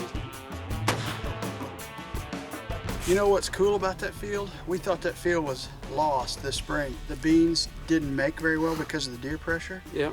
And we actually went in and top seeded it in early August with winter bulbs and sugar beets. Yeah. And it ended up being the perfect plot. The beans made, the winter bulbs made, and you saw deer tonight eating green, you saw deer eating beans, and so all was not lost. Nope. And they were out early. Early. They were out 3:30. We had about 6 or 7 does out in the field. He stepped out not too long after that, 4 o'clock. So what's next on your schedule? You done hunting? Is it time for stage time, or you still got some stand time? No, actually, we're actually in the studio doing the new album. The new album comes out in April, so we're just polishing that up, and then January 12th, the tour starts again. So I just can't believe deer season's almost over. Gosh, we work so hard on our farms, planting everything, and it just flies by so quick. But thank you again for having me, brother. It's awesome, man. This is what I live for. Pleasure.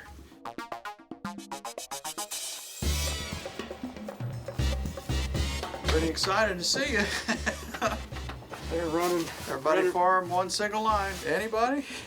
Deer. I'm back. Yeah, we got one. I told you, Hunter Hayes. If he was here, she'd be out. Did you get lucky? Yeah. Awesome. Killing all of our deer. Tried my best. It was an awesome hunt. No, don't get up. You're good. Stay right there. No, stay right there.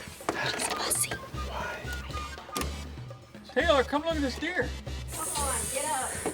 Hunter Hayes was here, you'd be out here looking at it. Zach will come look. Thanks, Zach. Got my white shoes on too. Well, good. Beat it. Nice. That is a nice deer.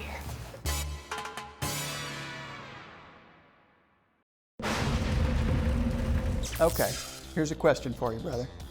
You've got a bean field that, based on the size of the field, you can't get enough food planted for it to make. And in the end, you're gonna have 10 bushel the acre of short beans. You know, it's not gonna do you a lot of good. Do you disc it up, plant the whole thing over? How do you try and make something out of that field? That is the million-dollar question, and I'm faced with that question each and every year, because the one thing I don't want to do, if there's even just a remote sprinkling of bean pods on that plant, I hate to turn them under with a disc because all it's going to do is take that food pressure that was on that field and put it on another field, a field that does look pretty good. So the last thing I want to do is turn them under, but I will do it if the field is gone. Now, if there is some bean pods left and some remnants there that I know are going to last, then I'll go in there and lightly disc them. If those bean plants are still green and they're still pliable where they might bounce back up, or I'll take the field cultivator and set it really, really low, or set the disc really, really light, and then come in there and top seed that thing right before rain, let the rain carry the seed down, and then boom, all of a sudden you've taken them from green beans and you put them right onto green biologic. And it's worked really, really well for me over the years. Because part of this equation, it's a timing issue, right? You're looking at basically late July through the 5th of August, somewhere in there, and the beans are still growing. They haven't gone dormant yet. They're still green, and you're like, do I disc it under? What do I do? Well, you know, in that case there with the buck Gary killed, I didn't disc it, I didn't do anything, but I knew there was a big storm coming, and we made sure that we went out and put that seed on the ground. We increased our rate just a little bit, and I think that helped us, because when you top seed something without discing it, you're not going to have as good a germination. And that field ended up awesome. Well, we love that green-to-green transfer. It's been working for us for years. If you can take them off of green beans and put them on the same field with a green biologic plant, you can't beat it. Absolutely. And Hunter Hayes, if you're watching this, I don't think Gary's going to give you the invite, but Taylor would love to have you come in and hunt.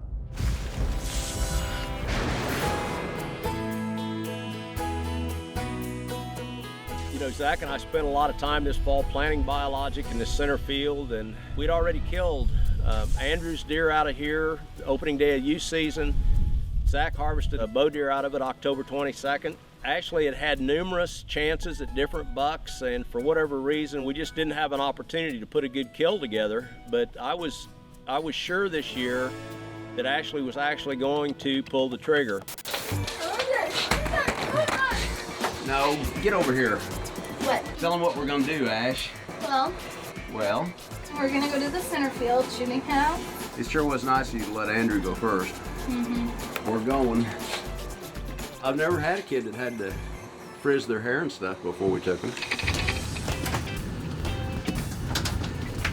Here we are, North Missouri. Just learned a couple days ago Ashley's 25-pound gobbler is going to be on a Drury turkey video this spring, and Ashley's never killed a deer. Our big center field, which is smashed with deer sign. We've got winter bolts and sugar beets plus maximum. Today we're going to try her with a muzzleloader. I'm filming, Zach's filming, Ashley's shooting. Have you been practicing? All she's got to do is just squeeze off real easy tonight, and Zach and I'll put one in front of you and we'll go from there, okay? Put your booties up here. Those look like brand new booties. Let's go.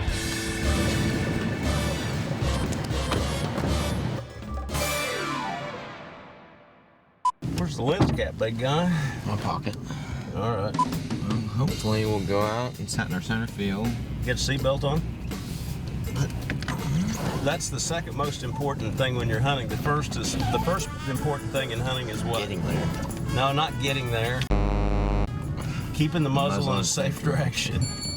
Putting your seatbelt on is pretty important too. Okay, tell us what we're gonna do. Grandpa sat in here last Monday night and saw the deer that we're trying to get Ashley on. Many recon camera pictures of him. If we don't see the right deer, we probably won't have her pull the trigger, but she's ready. We'll see what happens tonight. Hopefully we'll get it done. Are you ready? Yep. Yep.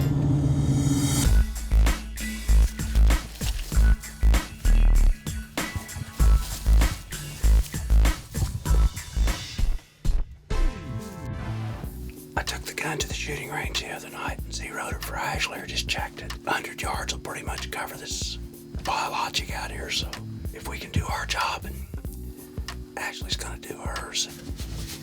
Are you ready to whack a big buck? How much sunshine's taking tonight? Yeah, this sunshine's down.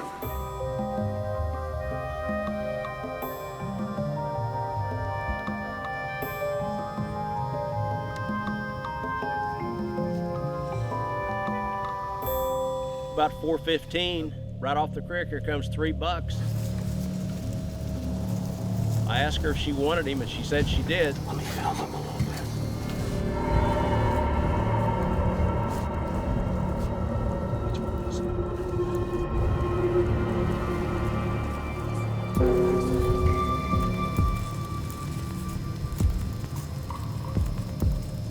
The far left that's facing us now.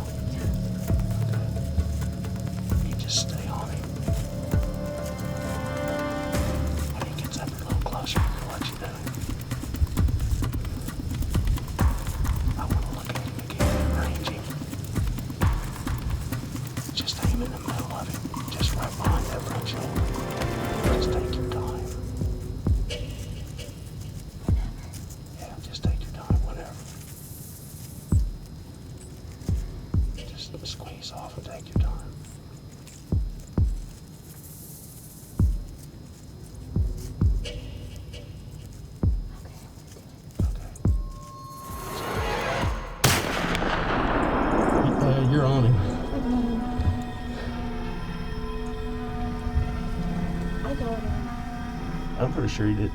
I'm pretty sure he did too. Actually, give me 5. I was on him. Huh? I was on him. Yeah, I swear I saw it hit him. Yeah, you could pretty well tell he was hit. Give me 5. You were right on where I told you, right? Yeah. Okay. Cutest kid I've ever went hunting with. Now, when Addison Dent, your little cousin, gets to hunting, it's going to be a toss-up. Zach's going to have a fit. Oh, well. Well, a buck walked out of the field from over there, and I shot at him, and hopefully got him. And I'm pretty sure I saw it hit him, so. Okay, let's go. We'll see. Ashley just hit this buck out in the biologic, and we've taken it across the creek and up the hill like the camera showed us that he ran. And it's bleeding, but I can't visually see it up there. So we're gonna err on the side of caution, and we're gonna go back and look at the footage and probably recover this deer in the morning. Zach was jumping to coming back and help us, so the next day we took Zach out to the farm with one of his friends, Drennan. And after quite a while of looking, we actually found Ashley's deer. I found him. Where are you at? I'm straight down below you guys. Wave at us. There. Okay, we got you. Actually, that's a pretty nice deer. For your first one, especially. And with the muzzleloader. What do you think about that? You gonna talk? No. No? There you go. Get your tag on it, baby. You guys don't fight over him now. This is Ashley's first buck ever. Took her a little while to get started on shooting, but you know, I'm an old guy, and just giving some of the parents and grandparents some advice. You know, don't push a kid. Let them sort of take into this hunting at their own pace, and there's a lot of rewards to taking a young person hunting. I'd highly recommend it. Everybody did their job. The biologic did its job. The TC Omega did its job, and last but not least, Ashley did her job.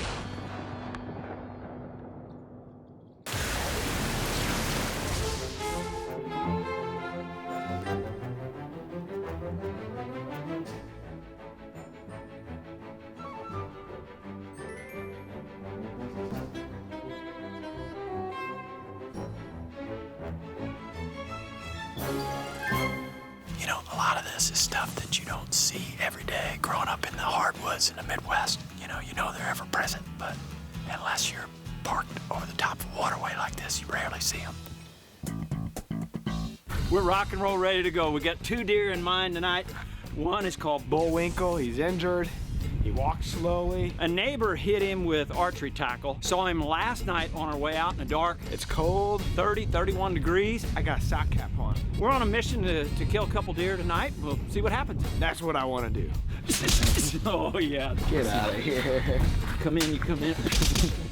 Hands fly, let him fly. Hey, quick story. He did that one time when we were growing up, and he broke my sister's finger. So It was an accident. I didn't mean to.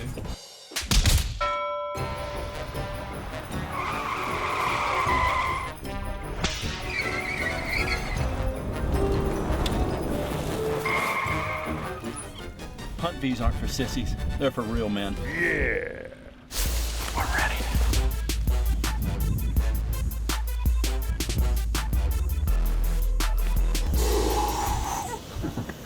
Well, we've made it in. Temperature's awesome. A little snow flying. We're rocking and rolling, ready to go. We got the windows shut right now because we're warm, cozy. We're just like snug as a bug in a rug here, but we open these windows up, it's gonna cool off a little bit. Oops. It's on, I think. It's eating. It feels like it. It's on.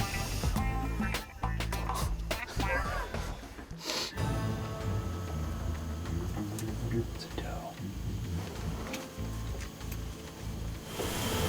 That's Bullwinkle. Where? Are you serious? Yeah. Right at hay bales. Is it him? Where at him? It's a hay bale. It's him. It's him. Yep. There he is. Oh, it's definitely.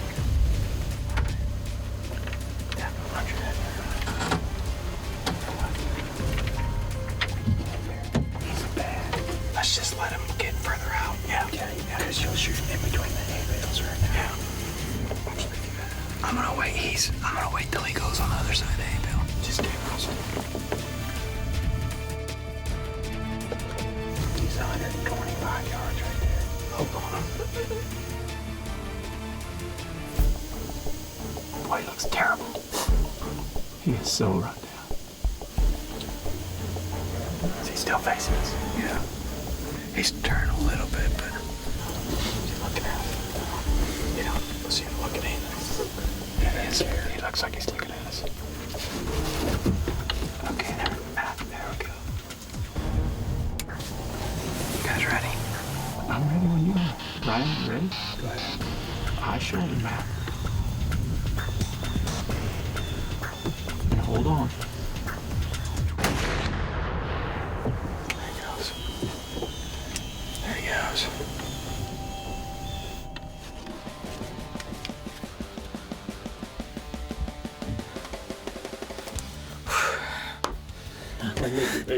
Cool. All right. I just feel bad for him. I mean, goodness. Put him out of it. He was hurting. Feel bad for a deer like that. Good buck. Wouldn't have made it through the winter. So, it's what we set out to do. Good deal. Sweet. He's done. Give me some, brother. That's pretty cool. I'll tell you what. There's a long story, long history behind this deer. We called him Wacky Rack last year, and we had umpteen encounters with him. Almost every time we set a stand, we saw him. And I had multiple pictures of him. Well, he blew into a pretty big deer this year. He just got wider, but his tines were short, so I named him Bullwinkle, a new name. And we had not seen him until recently. We thought we would see him last night, but we didn't. When we exited the field in the Hunt V, just so happened Little John said, oh, there he is right behind the box. So I said, hey, let's go back in tonight. And we did that thinking he would be here early on the field. And I don't know, what time is it? Is it even 2 o'clock? 2:04. 2:04. So at 2 o'clock, he's out on, or 1:45, he's out on the field. Finally made the right decision, made a good call for a change. I'm hunting with Matt and Ryan. It couldn't have worked out any better, and I couldn't be happier. Gotta get a tag on him. We're gonna drag him back over here. It's early yet, so we're waiting for one more deer that we had in mind when we came here. One for the old man.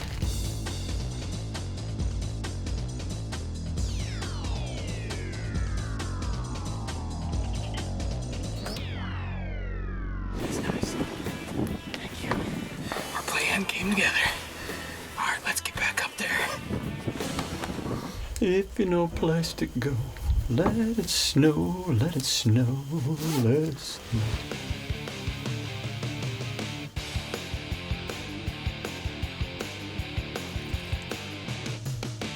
Love it when a plan actually comes together like you wrote it up, and tonight that's what happened to us. It was a pretty sweet night. Yeah, storybook almost. It's kind of like Mark and Taylor when they hunt together. Their plan always seems to come together, and finally ours worked out. Yeah, you know, the snow like that, I've never actually participated in a hunt like that. So for me, it was a first, and actually a first time I've ever shot a buck with a muzzleloader. So got to pull out the old Dream Season Omega by TC, and pretty fun little night actually. The three of us sitting in the blind. It's been a while since we've done that. This deer, we knew him pretty well, Matt. This was old Wacky Rack from last year. He was a 3.5-year-old last year.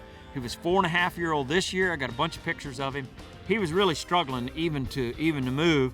And this deer has lost no less than 50 pounds. He was a giant, just a big body deer last year, big body this year, and he's really went downhill. Yeah. So yeah, I don't know that he'd made it through the winter. Is the point. And my first reaction after we shot him was, you know, I feel fortunate that we took him out of the herd. I felt bad for him more than anything, limping around. You know, the chances of him making it through the winter are pretty slim. Pretty slim. I'm glad you killed him and you put a perfect shot on him. So couldn't have worked out any better. Right, Snow man. flying, TC doing his job, you doing your job. Thank you. Thank you.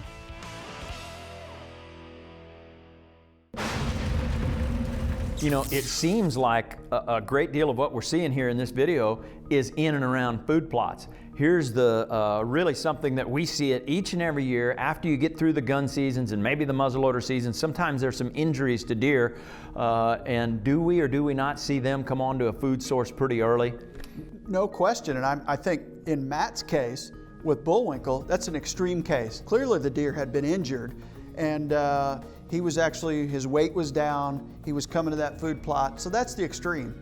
And Matt went in there and he did the right thing. And I thought that was great that you guys targeted that deer and went in there and successfully harvested him, and I pat you both on the back for that. But as I look into my hunting through the years, especially a deer that comes out early, like Bullwinkle was doing there, you'll go to a field and you'll see the same buck every night, and he's not bedding very far, which tells you he's not traveling very far at all. And I start to think in my head, what's wrong with him?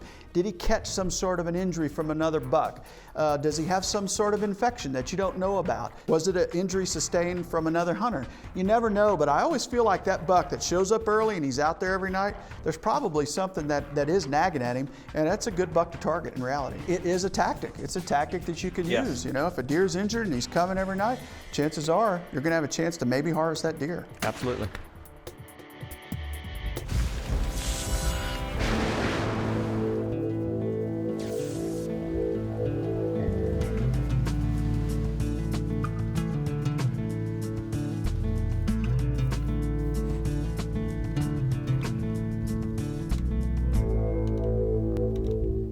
It's 4th of January and we got a plan. I just checked the Reconyx camera yesterday, pulled a few, and went through them. And look at the buck I got right in front of the box blind we're going to tonight on the 308 field. He's a nice white buck, big 8, 9 point. I think he's got a 9 point. I think that's the buck I call Romeo. Actually had an encounter with him with a Boss Babe earlier this year.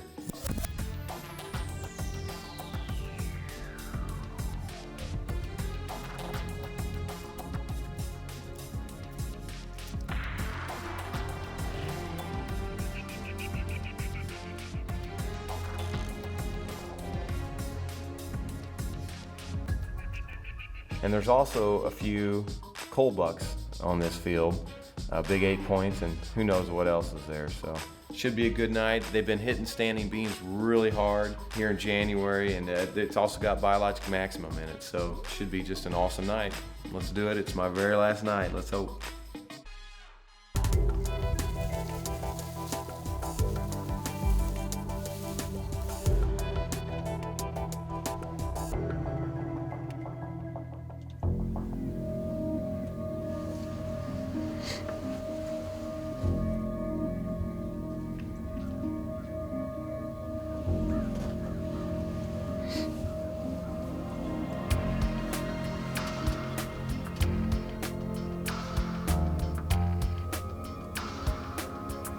Unfortunately, we didn't get that on film, but I was trying to fix the camera to get more memory on the hard drive. One doe got spooky and took off and cleared the entire field. Every deer left.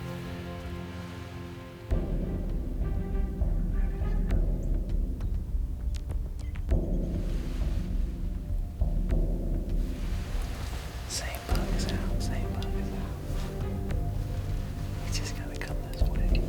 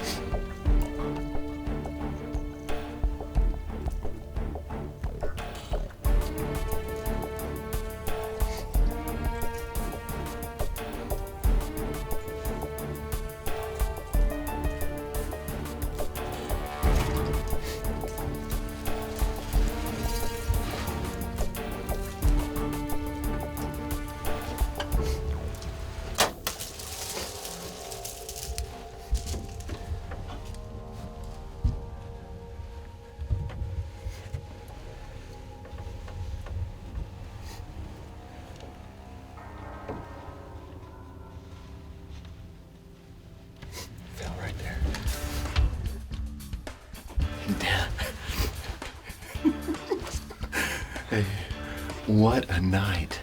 He's actually a buck that I targeted early in the year because he's a big, heavy 8. He's got to be at least 4.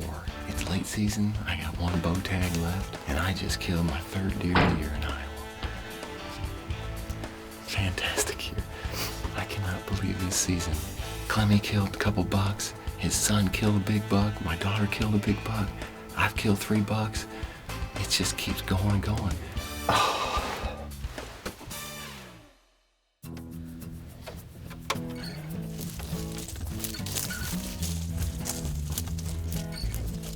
bunch right there.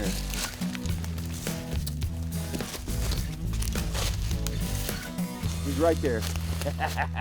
Not very far across the creek. Come on up. He's actually a buck I targeted to take off the farm this year. He's an old, mature buck. He's at least 4, and he just wasn't ever gonna be a big Boone and Crockett buck, but I tell you what, he's a beautiful deer, and I'm very happy to take him on January 4th, that's for sure. I didn't think we were gonna get it done. This is my very last night to hunt. So that's pretty special. I'll remember this for a long time.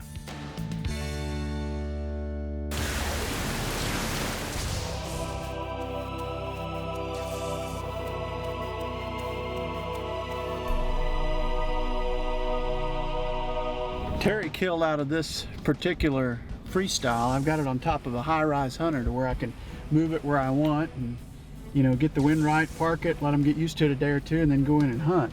He killed. I'm moving it down to another farm, and there goes a possum. He's come off of a dead deer. Oh no. Boy, that's the last thing you want to see. Oh, I know that buck too. Come on.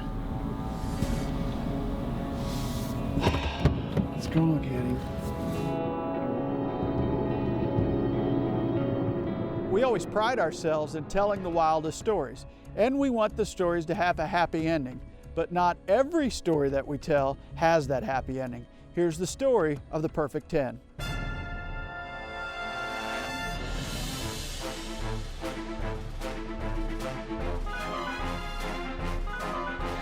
You know, the first time that I got pictures of this guy during the summer, I was like, man, what a magnificent 10-point buck. And the pictures kept rolling in. And I'm like, you know what, we're gonna have a chance to potentially see this deer and maybe even take this deer when the season rolls around.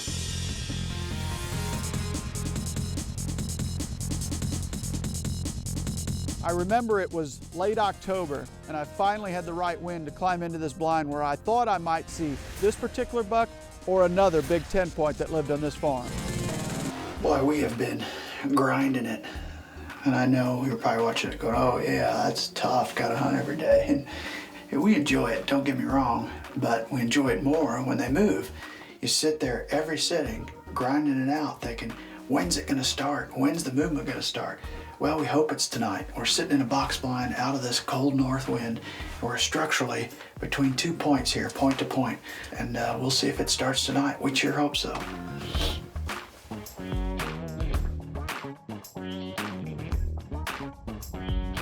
Off to the east-northeast, I look out, no question, there's a shooter. I wonder if that's a big 8. I think it is. Yeah. Oh no, it's a 10. Oh, is it? Boy, that's as early as you could possibly see a giant. He had to have been bedded right there in that draw. It's 5:18. That's interesting. We'll see if he comes our way. He's a long way from us, but that is a big, big boy.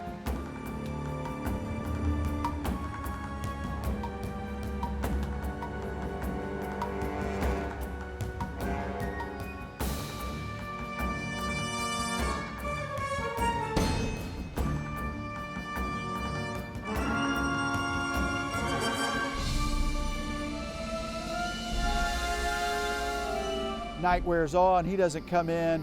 And it just left me wondering whether I'd ever see that buck again or maybe even have a chance at him.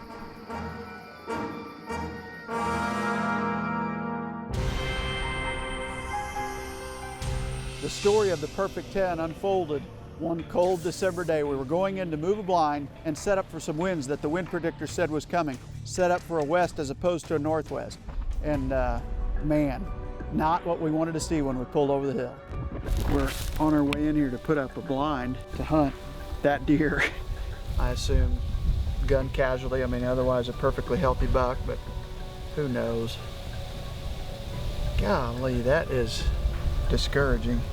How did it happen? He had a swollen foot. We looked closely, and we've already gone through a couple of the shotgun seasons. I suspect he got hit by a bad shot and perhaps out there in the middle of that food plot got taken down by some coyotes. I don't know any other explanation because he was so healthy throughout the whole season. I had so many pictures of him, and then to find him dead, it was really depressing, but a great reminder that not every story has a happy ending.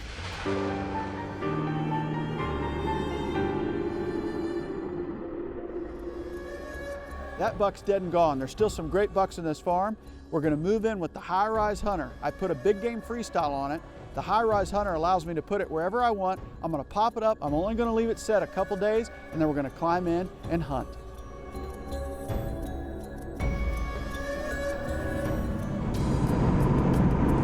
It's a very warm, unseasonably warm December, and that's not great for late season activity. So we're gonna have to buckle down and find where one's walking to have success this late muzzleloader season. When you get into that time frame, you've got to scout, scout, scout, and over scout. I always say I like to spend 3 or 4 days scouting for every 1 day of hunting. It's about MRI, most recent information. We do that scouting not only visually and actually sitting out there looking at the fields, we also do it with our Reconyx cameras. They show you part of the story, but they really don't show you all of the story. That camera's only looking at a space this big. I like to look at a space this big so I can really see what's coming in. I've seen probably 3 different bucks on different fields.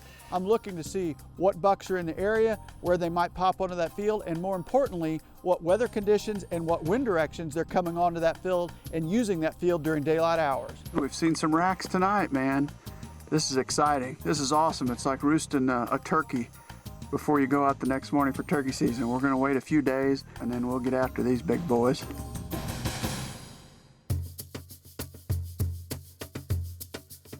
Joe's home on vacation. John Williams is up. He's filling in for Joe, and what a great fill-in for a camera guy.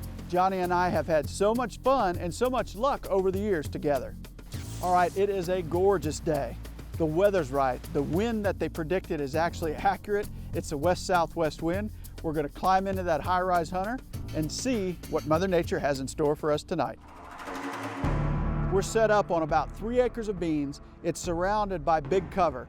We're sitting there on a southwest wind, and it should be perfect. It's blowing it out over a pond field. It's the last beans in the area. The bottoms are cut, the ridges are cut. It is the last available food source. Hopefully, we'll get some big bucks on their feet tonight. They've not been moving very well. Hopefully, tonight is the night. We got a shed buck and another rack buck just showed up to the south down here. First 2 deer on the field, go figure.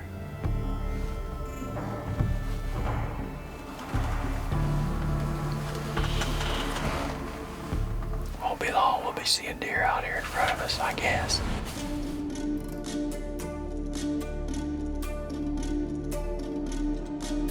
We're sitting there, and all of a sudden the buck parade starts. It's buck after buck after buck after buck. And then lo and behold, Big Boy makes his appearance known.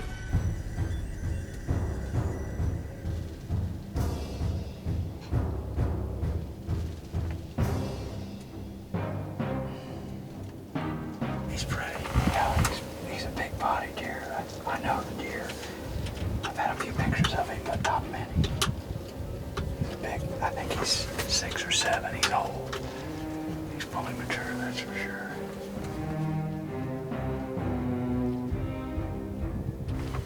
I think we're gonna shoot him, John.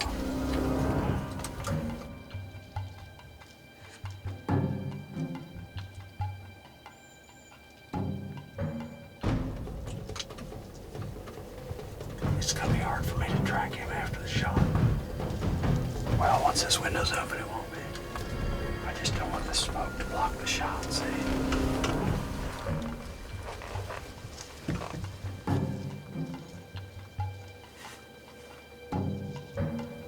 Muzzle.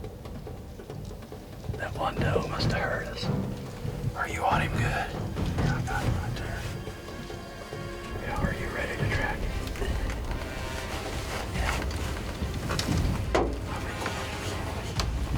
Am I blocking your other camera? No. You'll move to your right a little bit if you can. Okay, you want him like that.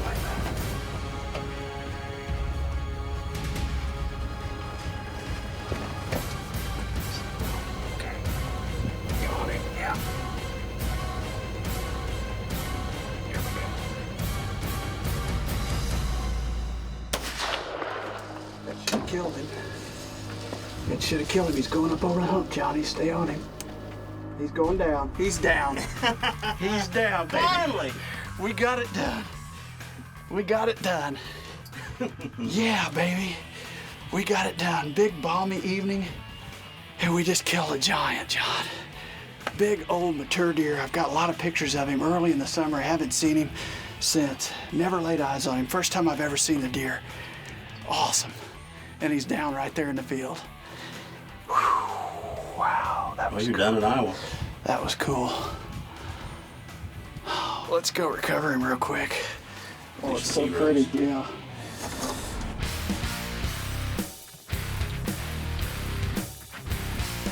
Oh my. He's a lot bigger than I thought he was. What a blessing to end the season just after Christmas with a beautiful, mature, fully mature Iowa 10-point. As pretty a 10 as you could possibly ask for. It's the first deer that I've taken on this particular farm. It's a new farm.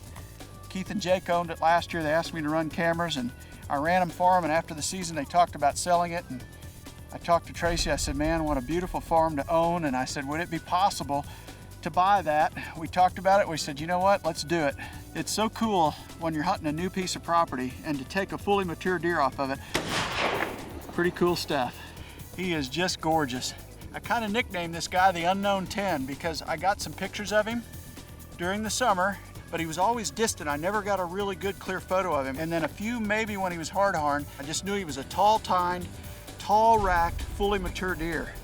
And when I saw him come walking over the hill tonight, I was like, that's him, that's the Unknown 10, because I had never seen him before with my eyes. And when I saw him tonight, I was like, wow. It shows you the power of a soybean field. Here it is, December 28th.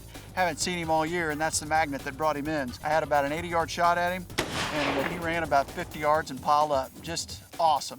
What an awesome end to the Iowa season. It doesn't get a whole lot better. Look at this sky, 46 degrees today. It feels like we ought to be starting the season, not ending it, but that's an exclamation point right there, and that's a wrap.